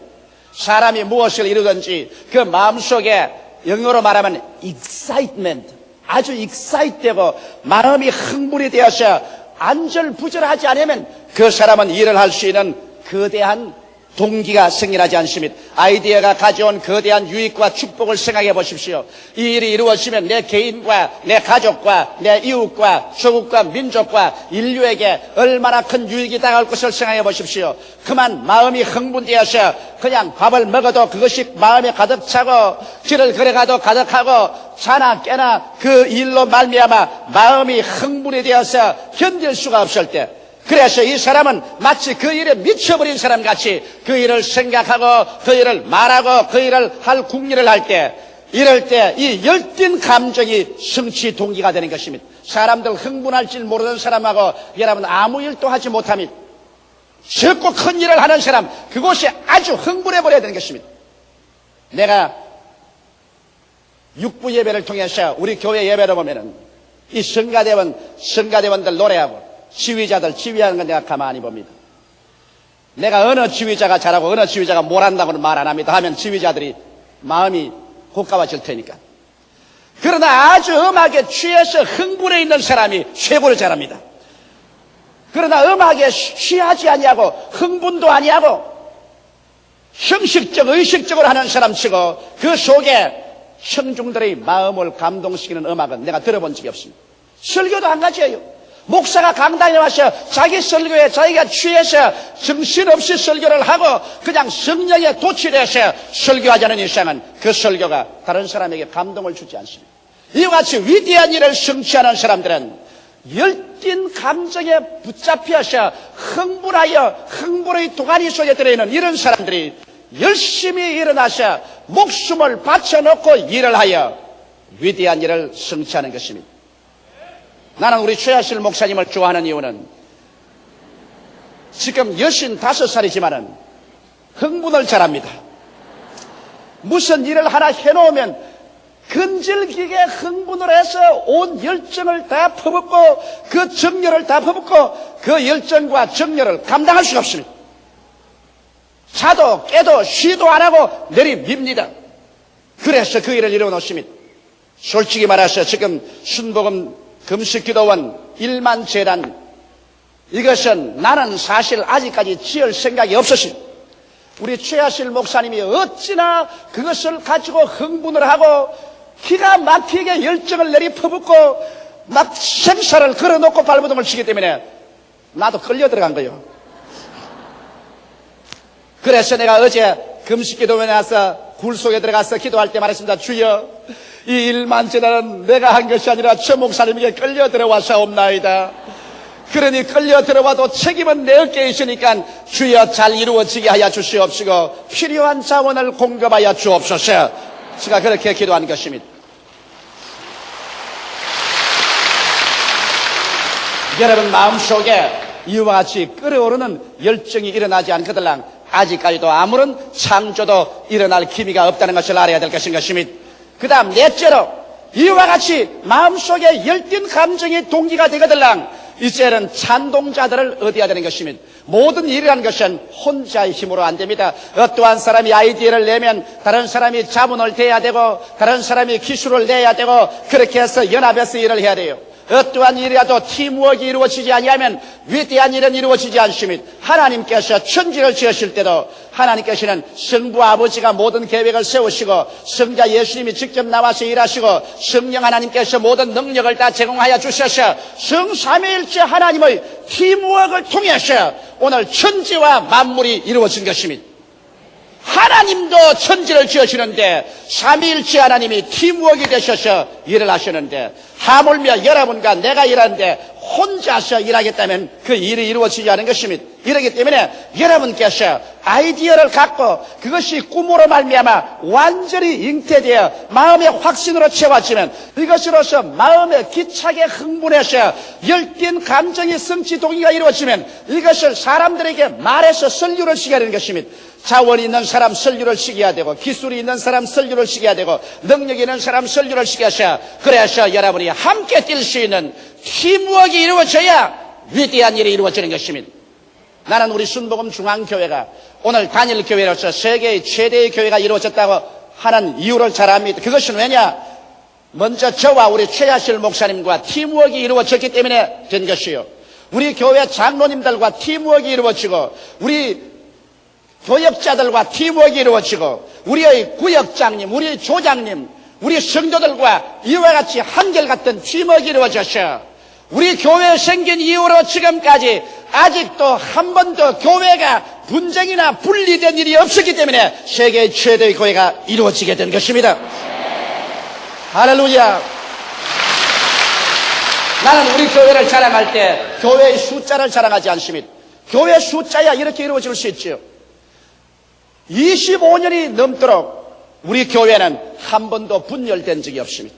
교역자끼리 분열된 것도 없고 당회 장로님들끼리 분열된 것도 없고 우리 평신도끼리 분열된 적이 없습니다. 우리는 예수 그리스도 가운데 여러 가지 이견이 서로 부딪히더라도 그리스도 가운데 나중에 전국적으로 언제나 사랑하고 용납하고 용서해서 하나가 되어서 한 뭉치가 되어서 팀워크가 되어 왔기 때문에 오늘 세계 최대의 단일교회라는 이 크나큰 교회를 이룰 수 있는 기적이 일어났던 것입니다. 할렐루야. 이것을 자랑하고 나는 끝까지 이렇게 하나님이 해주시기를 간절히 간구합니다.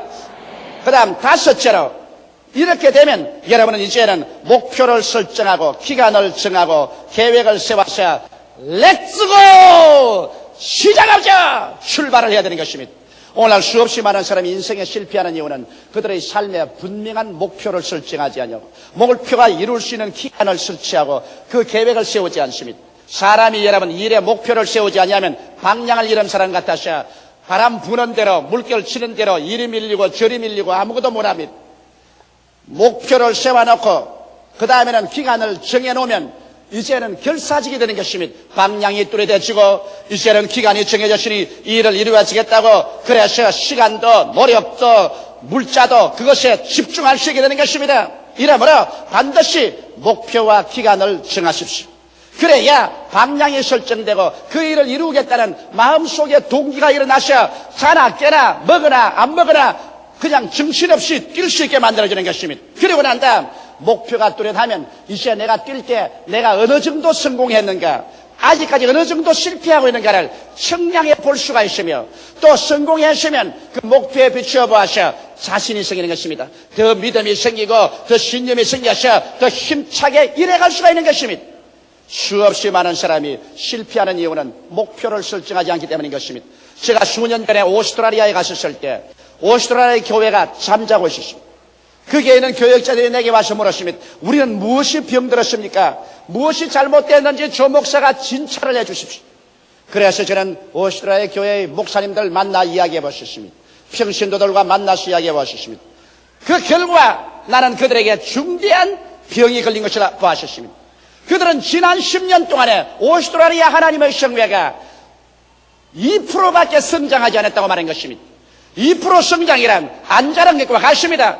자녀만 낳아도 2% 이상은 돼야 될 것인 것입니다. 그런데 내가 발견한 것은 어느 교회치고 한결같이 교회 성장에 대한 목표를 설정한 교회가 없더라는 것입니다.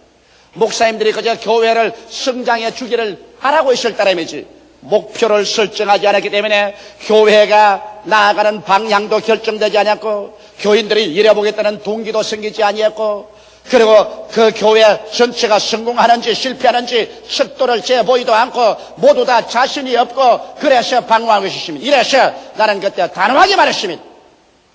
총회를 떠나기 전에 모든 목사님들이 수첩을 내어서 향후 5년 동안의 목표를 설정하고 그 다음 매년마다의 성취 목표를 설정해서 그 목표를 위해서 무자비하게 뛰라. 무자비하게 기도하고 금식하고 철회하며 전력을 다하라. 목표를 두고 뛰라. 그리고 할 수 없다 안 된다는 말은 용납하지 마라. 그래야 하나님이 축복해 주신 믿음은 바라는 것이 있어야 하나님이 축복을 해 주시지 바라는 것이 목표가 없는데 믿음이 생길 리가 있느냐. 아무리 믿습니다 해도 바라는 그것이 믿음인데 바라는 것 없이 어떻게 믿음이 생기느냐. 믿음 없이 어떻게 하나님이 역사하느냐. 그래서 그들은 크게 깨닫고 모두 다 목표를 설정했습니다. 그 결과 나는 가장 영광스러운 보고를 받게 된 것입니다. 2년이 지나자마자 2년 만에 오스트라리아 하나님의 성회는 전체 50%가 성장하게 되어버리고 말한 것입니다. 과거 10년에 2%밖에 성장하지 못하는 것이 2년 내에 50%가 성장되고 오늘날에 여러분 오스트라리아에 가면 어느 곳에 가나 우리 순복음 중앙교회 노래를 부르고 있습니다. 순복음 중앙교회 때문에 조용기 목사 오스트라리아에 왔기 때문에 우리 오스트라리아에는 새로운 불이 붙었다고 그들은 한국어의 노래 순복음 중앙교회 노래를 부르고 있습니다. 이것은 내가 조금도 거짓없이 여러분에게 말하는 것입니다. 이러므로 사랑하는 성도 여러분 무엇을 이루려고 하면은 분명한 목표를 기록하고 목표가 이룰 기한을 정해놓고 그 다음에는 목숨을 바쳐서 할 수 없다 안 된다 어렵다 그런 호사스러운 말은 내가 던져버리고 이루든지 죽든지 둘 중에 하나를 하겠다고 결의에 차서 밀고 나가면 하나님의 역사가 일어나기 시작하는 것입니다. 여섯째로 마지막입니다. 믿음의 불시험을 이상히 생각하지 마십시오. 여러분이 어떤 일을 시행하든지 반드시 그것이 한 번은 물과 불을 통합니다. 죽음의 과정을 통하지 않은 믿음은 믿음이 아닌 것입니다. 베드로전서 4장 12절에 사랑하는 자들아 너희를 시련하려고 오는 불시험을 이상한 일 당하는 것 같이 이상히 여기지 말라고 말했습니다. 또 히브리서 11장 12절에 이러므로 죽은 자와 방불한 한 사람으로 말미암아 하늘의 흐드한 별과 또 해변의 무수한 모래와 같이 많이 생겨났느니라. 죽은 자와 방불한 한 사람. 여러분이 무엇을 계획하더라도 여러 가지 시험과 어려움이 다가와서 부딪혀 나중에 죽은 자와 방불하게 되는 체험을 하게 되는 것입니다. 적고 큰 죽음이 여러분께 부딪혀 와서 그래서 여러분이 실망되게 하고 낙심되게 하셔 이제는 나의 지혜나 나의 지식이나 수단과 방법으로 안 되니 이제는 주여 주께서 일어나서 역사하소서 이렇게 말할 때 주님은 그때 일어나서 말할 것입니다. 너희는 오늘날 가만히 있어 내가 너희를 위해서 싸우는 것을 보라. 우리가 죽은 자와 방불하게 되는 이 체험은 여러분이 어떠한 일을 해도 다가옵니다. 적은 일을 다가오면 적게 죽음이 다가옵니다. 큰 일이 다가오면 큰 죽음이 다가와서 여러분 인간 교만이 깨어지고 인간 저랑이 깨어지고 그 발 앞에 엎드려 주여 이제는 나의 힘으로는 할 수 없습니다. 주님이 나타나 주시옵소서. 이렇게 해서 반드시 여러분에게 죽음을 가져오는 불시험이 다가오는 것입니다. 이 불시험을 통하여 내가 깨어지고 내가 주님 그 발 앞에 엎드려서 나를 보지 말고 내 자랑하지 말고 우리 주 예수 그리스도를 바라보고 없는 것을 있게 만드는 주님께 의지하게 될 때 주님께서 나타나셔서 오늘날 또 홍해수를 갈라놓는 것입니다. 요단강을 갈라놓고 여리고가 무너지고 물으로 걷고 오병이 얼어 5,000명 먹이는 12바구니 남게 하는 기적이 오늘날 안 나타날 리가 어디 있는 줄 압니까? 예수 그리스도는 어제나 오늘이나 영원토록 동일하시기 때문에 그리스도는 오늘날도 위대한 크고 비밀한 일을 나타내기를 원하시는 것입니다. 우리가 두려워할 것은 자원 고갈이나 문제가 아닙니다. 이런 것은 문제가 아닙니다. 오직 그것에 대처할 위대한 지혜와 아이디어가 고갈될 때 이것이야말로 우리가 두려워할 것인 것입니다. 오직 여러분 개인이나 가정이나 사회나 사업이나 세계가 아이디어가 고갈하게 되면 그때 인류의 종말은 다가오고 문나는 파탄에 이르게 되고 말 것인 것입니다.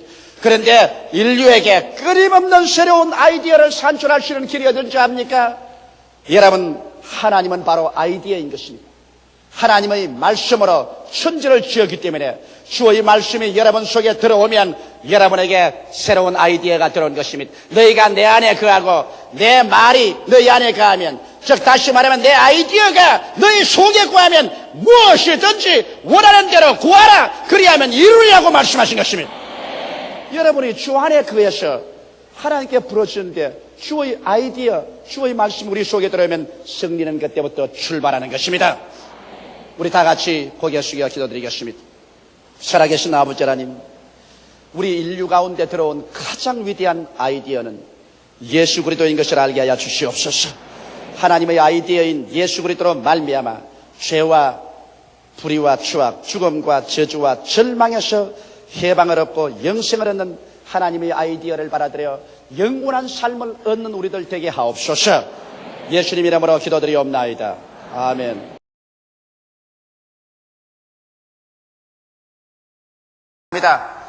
요사이는 세상살이가 점점 복잡해지고 도시와 산업화됨으로 말미암아 사람들이 외부에서 다가오는 삶의 압력을 견디다 못해서 스스로 인생을 포기하고 될 대로 되라고 내어 던지는 사람도 많고 또 어떤 사람들은 자기의 목숨을 자진해서 스스로 끊어버리는 자살하는 사람도 많이 있습니다.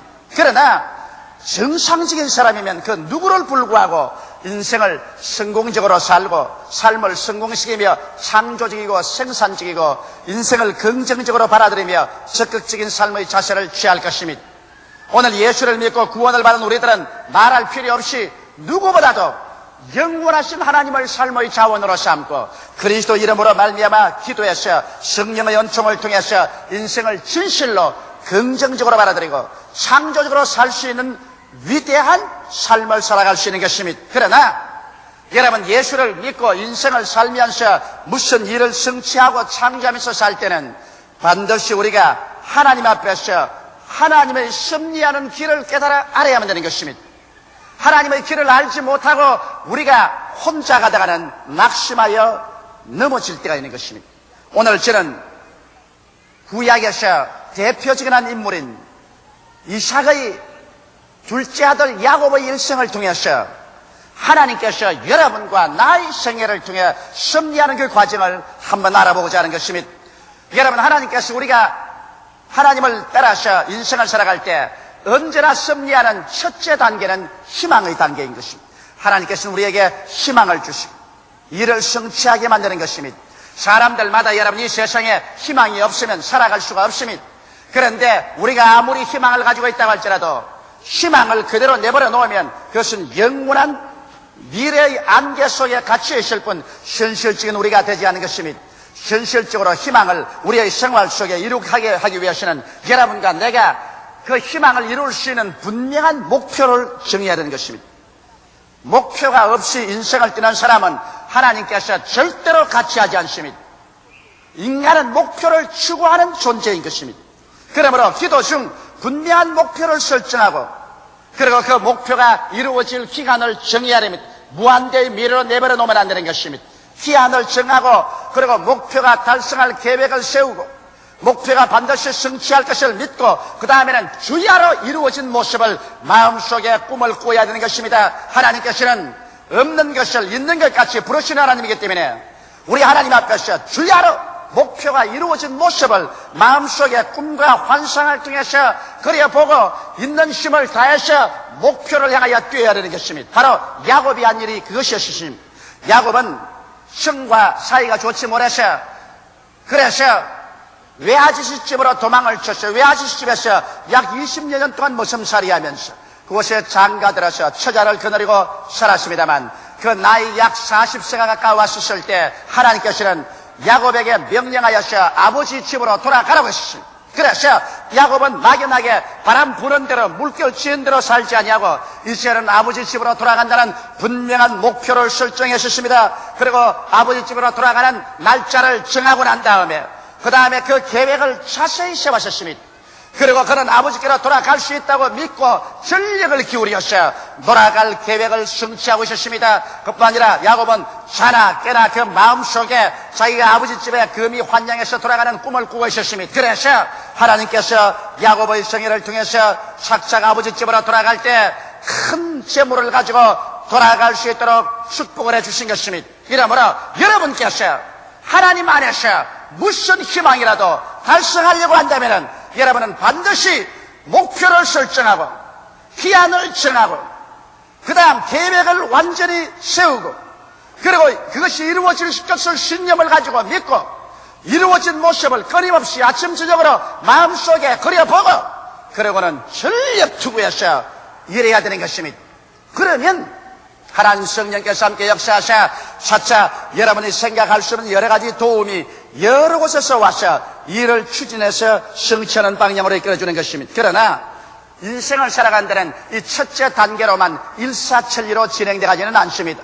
우리는 어느 정도 첫째 단계가 진행되면 둘째 단계로 들어가게 되는 것입니다. 이 둘째 단계라는 것은 절망의 단계인 것입니다.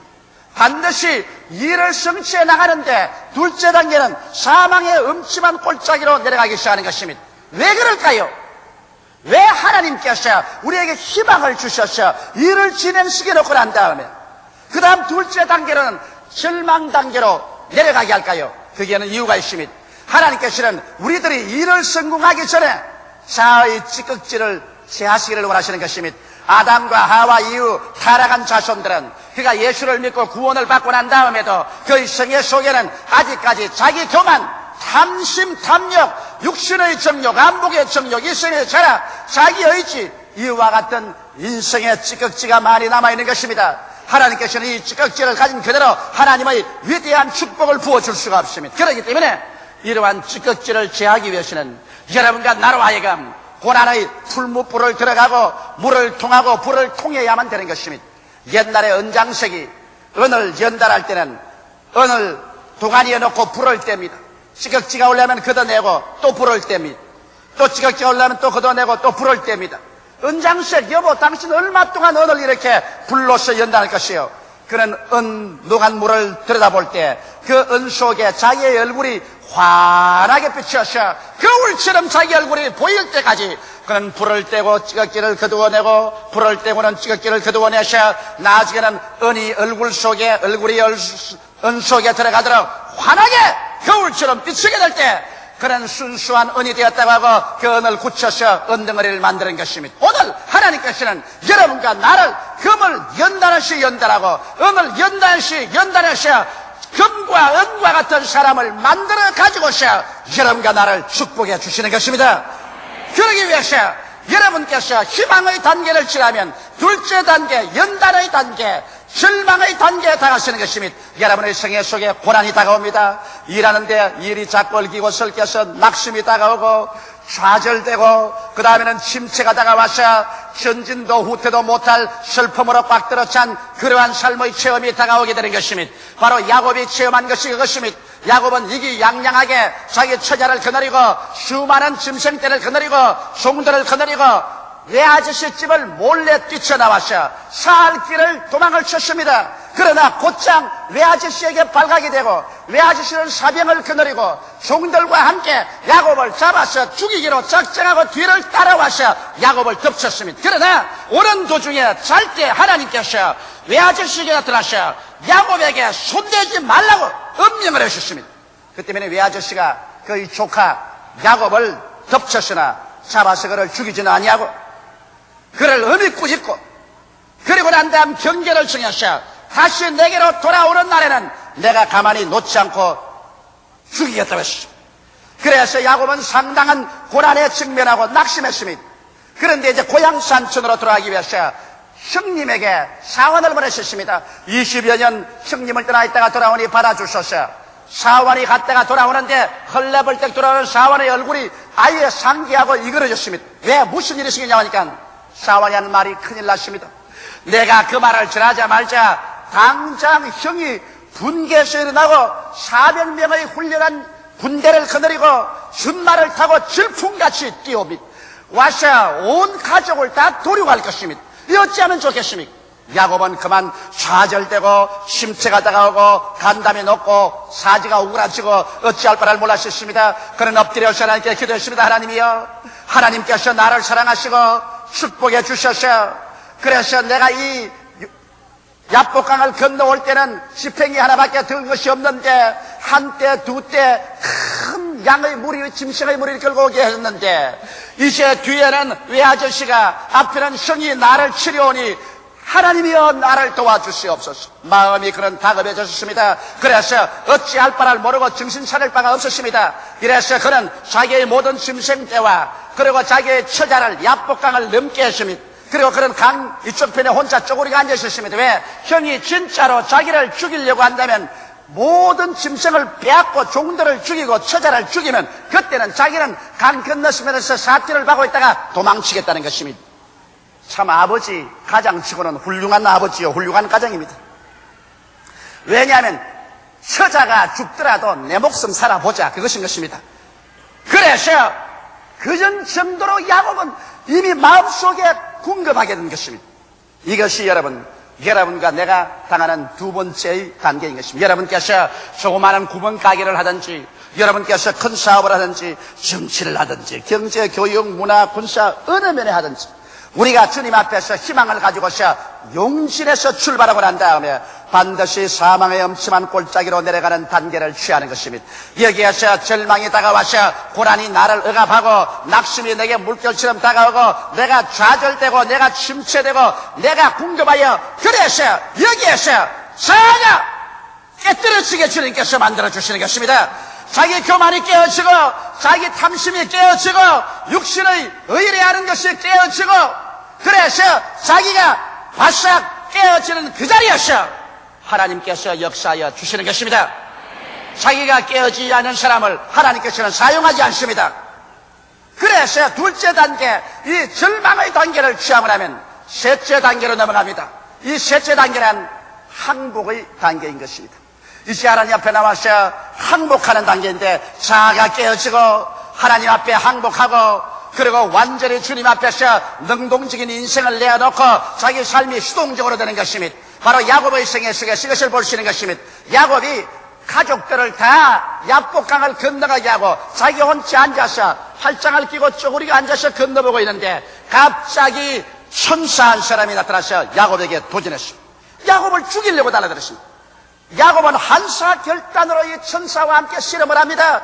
그래서 천사가 내어치면 야곱이 일어나서 도로 둘러치고 내어치고 밤새도록 엎치락 덮치락 해서 온 전신에 핥히고 피가 나고 멍이 들고 상처가 있고 옷이 찢어지고 그래도 야곱은 절대로 항복하지 않습니다. 나는 끝까지 내 인간 중심으로 내 이기주의로 내 수단과 내 방법으로 살아보겠다고 했다가 아침이 되자 천사가 기어코 야곱을 항복시킬 수 없으며 손을 들어 그 환두뼈를 치니 환두뼈가 우직근 소리를 나고 어그러지자 야곱은 더 서서 버틸 수가 없었습니다. 그는 그만 쓰러졌습니다.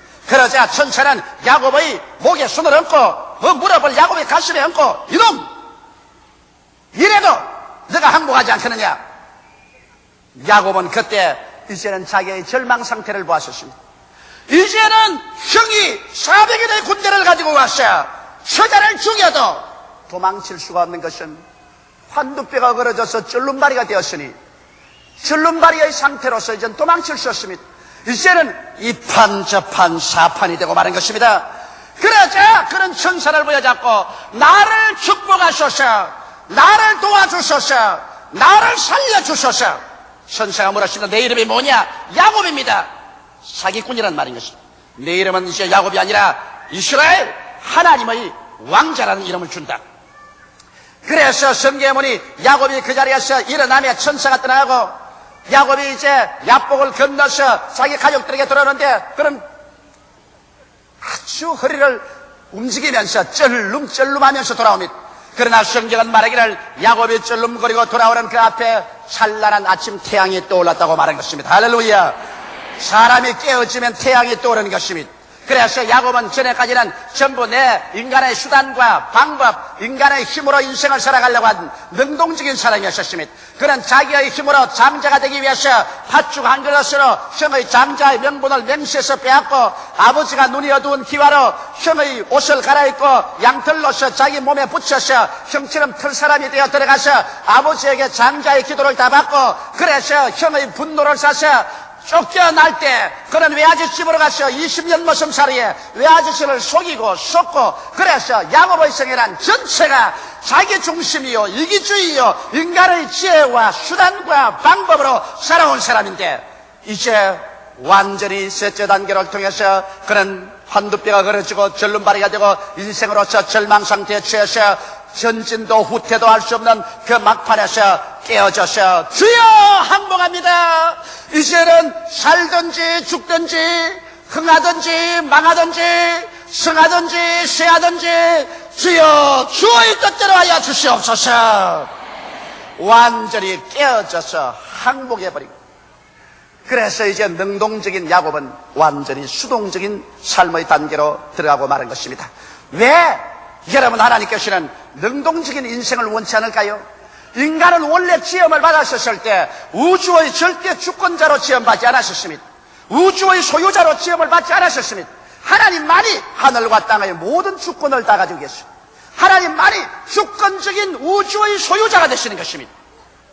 그렇기 때문에 하나님만이 무엇을 마음대로 합니다. 알파요 오메가요 처음과 나중이요 시작과 끝이라 하나님께서만이 홀로 죽이기도 하시고 살리기도 하시고 흥하기도 하시고 망하기도 하시고 하나님만이 절대 능동자요 절대 주권적 소유자요 인간은 하나님 앞에서 종으로 지음을 받고 하나님은 앞에서 우리는 단지 성직이로 지음받았기 때문에 인간이 하나님께서 사는 생활의 태도란 무엇이냐? 종이 그 주인의 얼굴을 바라본 같이 여종이 그 주모의 손을 바라본 같이 우리가 여호와를 바라고 기다린나이다. 하나님을 앙망하는 수동적인 자리에 들어가야만 되는 것입니다. 그런데 아담과 하와가 하나님을 배반하고 저버리고 자기가 하나님의 주권을 빼앗고 하나님의 일을 빼앗고 소유를 빼앗아서 자기가 능동적으로 무엇을 일해봤다고 해서 오늘 이와 같이 타락한 세계를 만들고 일은 쌓이고 문제는 해결하지 못하고 낭패와 실망과 저주와 죄악과 절망과 죽음과 전쟁과 피투성이의 세계를 만들어 놓고 말한 것입니다. 이러므로 하나님께서는 인생을 철저히 깨뜨려서 완전히 이제는 항복하여 수동적인 인간으로 만듭니다. 하나님 내가 여기 있나이다. 살든지 죽든지 흥하든지 망하든지 승하든지 쇠하든지 아버지 뜻대로 하시옵소서. 이러므로 성경에는 인간을 표현할 때 인간을 그릇으로 표현했습니다. 우리는 그릇이라. 그릇이란 자기 마음대로 하지 못합니다. 그릇은 주인이 부어주는 것 수동적으로 받아서 담을 따름인 것입니다. 또 성경에는 인간을 성전이라고 했습니다. 성전이 자기 마음대로 무엇을 바꿔칠 수 없어요. 성전은 이런 성전으로 지어지면 그곳에 성령이 와서 거하시기 때문에 성전을 모셔서 담는 수동적인 역할을 하는 것입니다. 그래서 옛날에는 야곱이 자기 마음대로 살았습니다. 자기가 계획을 세우고 자기의 수단과 자기의 방법으로 자기 마음대로 했어요. 형이 400인의 군대를 가지고 온다고 말하니까 자기는 제일 뒷공지에 서서 도망치려고 했으나 이제 완전히 깨어지고 난 다음에 하나님 앞에 모든 것 다 내어 맡기고 모든 것 다 항복하고 이제는 하나님께서 수동적으로 명령하는 것을 받아서 그대로 하기로 됐을 때는 그는 쩔뚝 절면서 야복강을 건너서 자식들 앞에, 자기 처자들 앞에, 자기의 종들 앞에, 짐승들 앞에, 맨 앞에 서서 모든 책임을 걸면서 그는 나아가는 것입니다. 여러분, 이제는 야곱에게는 자기의 수단도 방법도 없습니다. 자기의 지혜도 총명도 의지하지 않습니다. 그는 죽은 자를 살리시며 없는 것을 있게 하시는 전체 전능 무서부지하신 하나님과 함께 행진을 하는데 바로 깨어져서 행진해 나가는 야곱과 하나님은 함께 행진을 하기 시작하는 것입니다. 하나님은 깨어진 사람과 같이 일하시지, 내가 잘났다고 고개를 내가 흔들고 내가 무엇할 수 있다고 허리를 휘청거리는 사람하고는 주님께서 절대로 같이 하지 않는 것입니다.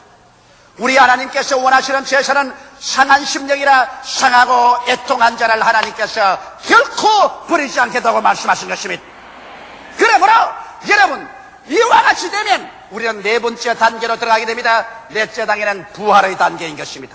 야곱이 산산조각에 깨어진 자기 인생을 주섬주섬 주어서 일어날 때 이제 야곱은 자기를 바라보지 않고 죽이기도 하고 살리기도 하며 흥하기도 하고 망하기도 하며 승하기도 하고 쇠하기도 하는 만유의 주 여호와를 바라보고 여호와를 의지하며 쩔뚝거리면서 형을 향하여 걸어갈 때 형이 동생을 죽이려고 분개해서 입에 거품을 물고 뛰어오다가 야곱 가까이 오니까 일시에 하나님이 함께 역사하사 그 마음에 녹아지고 깨어지고 그만 동생을 바라보니 측은한 생각, 처량한 생각, 반가운 생각이 나서 눈물이 앞을 가려 견딜 수가 없어 그만 말에서 뛰어나려 흐느껴 울면서 동생의 목을 얼싸안고 이 녀석아 20년 동안 어떻게 하다가 쩔눈바리가 되어서 이렇게 돌아오느냐.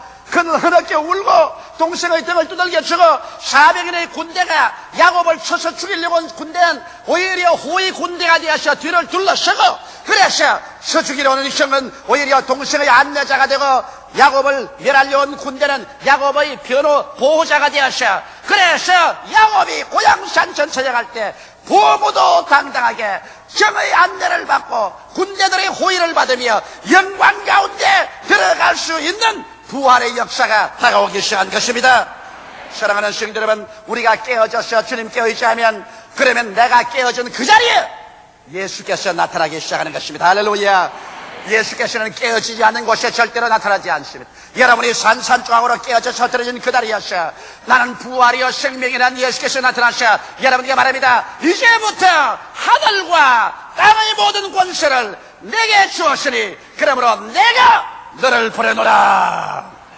그래서 그때부터는 이제 걸어가면 하나님의 영광이 앞에서 호위하고 뒤에서 밀고 일어서고 앉는 것마다 하나님의 기사와 이적이 나타나고 그래서 이러한 사람은 영혼이 잘되게 되고 범사가 잘되게 되고 강건하게 되며 생명을 얻되 넘치게 있는 역사가 일어서고 앉는 것마다 나타나게 되는 것입니다. 무엇이라든지 이 과정은 통과합니다. 타락한 인생이 예수를 믿고 하나님께 나와서 축복을 받을 때 하나님께서는 얼마나 축복을 주기를 원하시지만은 그러나 하나님께서는 썩은 토대 위에 건물을 세우지 않습니다. 집을 짓는 건축가는 토대를 튼튼히 기초를 파서 기초를 넣고 건물을 올리며 여러분 도로를 닦는 사람은 길을 파헤치고 난 다음에 거기에 자갈을 넣고 다지고 그리고 아스팔트를 넣는 것처럼 하나님께서도 여러분과 내가 하나님의 축복을 받을 수 있는 인생이 되도록 우리 속에 있는 타락의 찌꺼기를 제하고 난 다음에야 여러분과 나에게 주께서 기적을 행하셔서 하나님이 직접 일을 이루셔서 끝까지 인간 자랑하지 말고 여호와로 자랑하게 만들어 주시는 것입니다.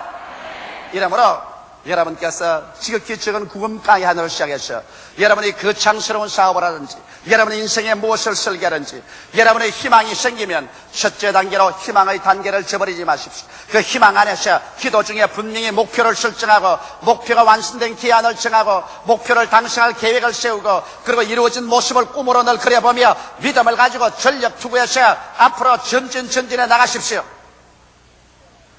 그러고 난 다음에 둘째 단계는 내가 사망의 엄침한 골짜기로 다닐지라도 해바람을 두려워하지 않을 것은 주의 지팡이와 막대기가 나를 아니하리라고 시편 기자 다윗이 말한 것처럼 여러분에게 사망의 엄침한 골짜기를 지랍니다. 이것이 바로 하나님께서 여러분을 키로 켜고 채로 흔들어서 여러분 속에 있는 모든 찌꺼기를 제하기 시작하는 것입니다. 이 절망의 단계를 지나서 고난이 다가오고 낙심이 다가오고 좌절이 다가오고 심체가 다가오고 고통이 샌드위치가 되어서 아픈 간이 창창대해요. 뒤에는 애국 군대라 어찌할 바 몰라 절망될 때 그때 깨어지는 것입니다. 그래서 인간 교만이 깨어져 나가고 인간 자기 중심이 깨어져 나가고 탐욕이 떨어져 나가고 육신의 의뢰하는 것이 다 떨어져 나가고 인간의 순수한 하나님의 형상과 모양대로 지음받은 예수 그리스도의 모습이 그 속에 성령으로 말미암아 나타나기 시작하는 것입니다.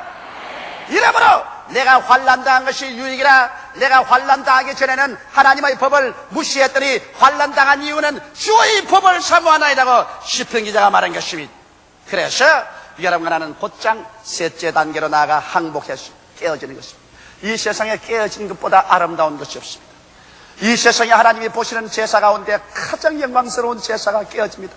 내가 잘났다. 그래도 내가 하던 사람이 깨어져서 주님 흥하든지 망하든지 승하든지 쇠하든지 살든지 죽든지 나의 과거도 나의 현재도 나의 미래도 내 아내도 내 자식도 내 사업도 내 돈도 주님이시여 하나도 없이 다 주님이 그 발 앞에 내어놓으셨습니다. 아버지여 뜻대로 하시옵소서. 아버지 기쁘신 대로 하시옵소서.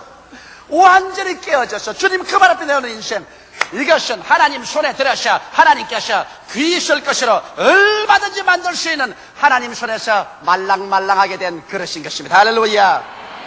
이 하나님 손에 말랑말랑해야 하나님께서 큰 그릇도 만들고 은그릇도 만들고 귀한 그릇도 만들죠. 이것이 딱딱하면 하나님 손에서 하나님이 무엇을 만들려면 부스러져 버리고 마는 것입니다.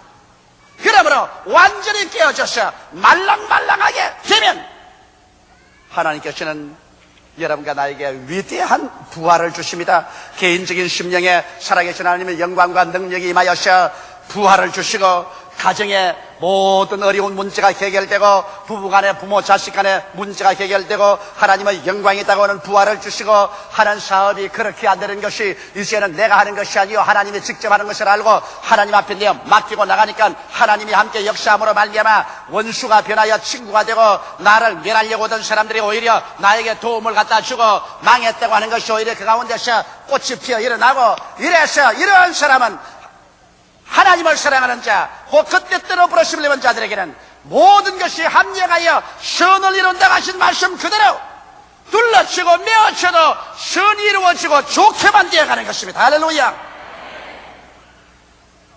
그래서 이러한 사람이 이제는 진실로 이 땅에 일어나서 하나님의 그릇이 되어 하나님은 그런 그릇을 통해서 주의 영광을 나타낼 수 있습니다. 영적인 복음을 나타낼 수 있습니다. 모든 사업에서 주의 영광을 나타낼 수 있는 것입니다. 이러한 사람에게 하나님께서 건강을 주시고 그릇을 삼아서 그래서 하나님의 복음을 5대양 6대주에 전파할 수 있게 만들어주는 것입니다.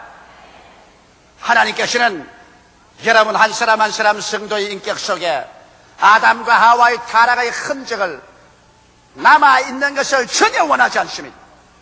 어찌하든지 이 흔적을 전적으로 청산하고 난 다음에 그리고 주님께서 여러분에게 위대한 하나님의 축복을 주시기를 원하시는 것입니다. 그러므로 무슨 일을 하든지 하나님은 그 기회를 통해서 그 타락의 흔적을 멸하시려고 하는 것입니다. 그 타락의 흔적을 뜯어내자니까 우리가 괴로울 밖에 없습니다. 쇠를 녹이지 아니하고 어떻게 순수한 쇠를 만들며 은과 금을 녹이지 아니하고 불을 통하지 않고 어떻게 순수하게 만듭니까? 이러므로 여러분과 나의 생애는 반드시 불을 통하고 물을 통하고 시험을 통하고 환난을 통해서 찌꺼기가 깨어지고 녹아지고 그래서 새 생명의 바탕에 서게 되고 이 새 생명의 바탕에서 하나님의 기적적인 역사가 일어나셔 그래서 신실로 천국이 우리 한 사람 한 사람을 통해서 우리 이룰 수가 있는 것마다 나타나게 되는 것입니다. 이러므로 사랑하는 성도 여러분, 신앙의 이 네 가지 단계를 잊지 말게 되시기를 주 이름으로 축원합니다. 기도드리겠습니다. 살아계신 하나님 아버지, 모든 우리 성도들이 그들의 성공적인 신앙생활에는 하나님께서 이 네 가지 단계를 들어서 섭리하신다는 것을 잊지 말게 하여 주시옵소서. 그래서 하나님의 길을 알고 낙심하지 말고 함께 전진하게 하여 주시옵소서. 예수님이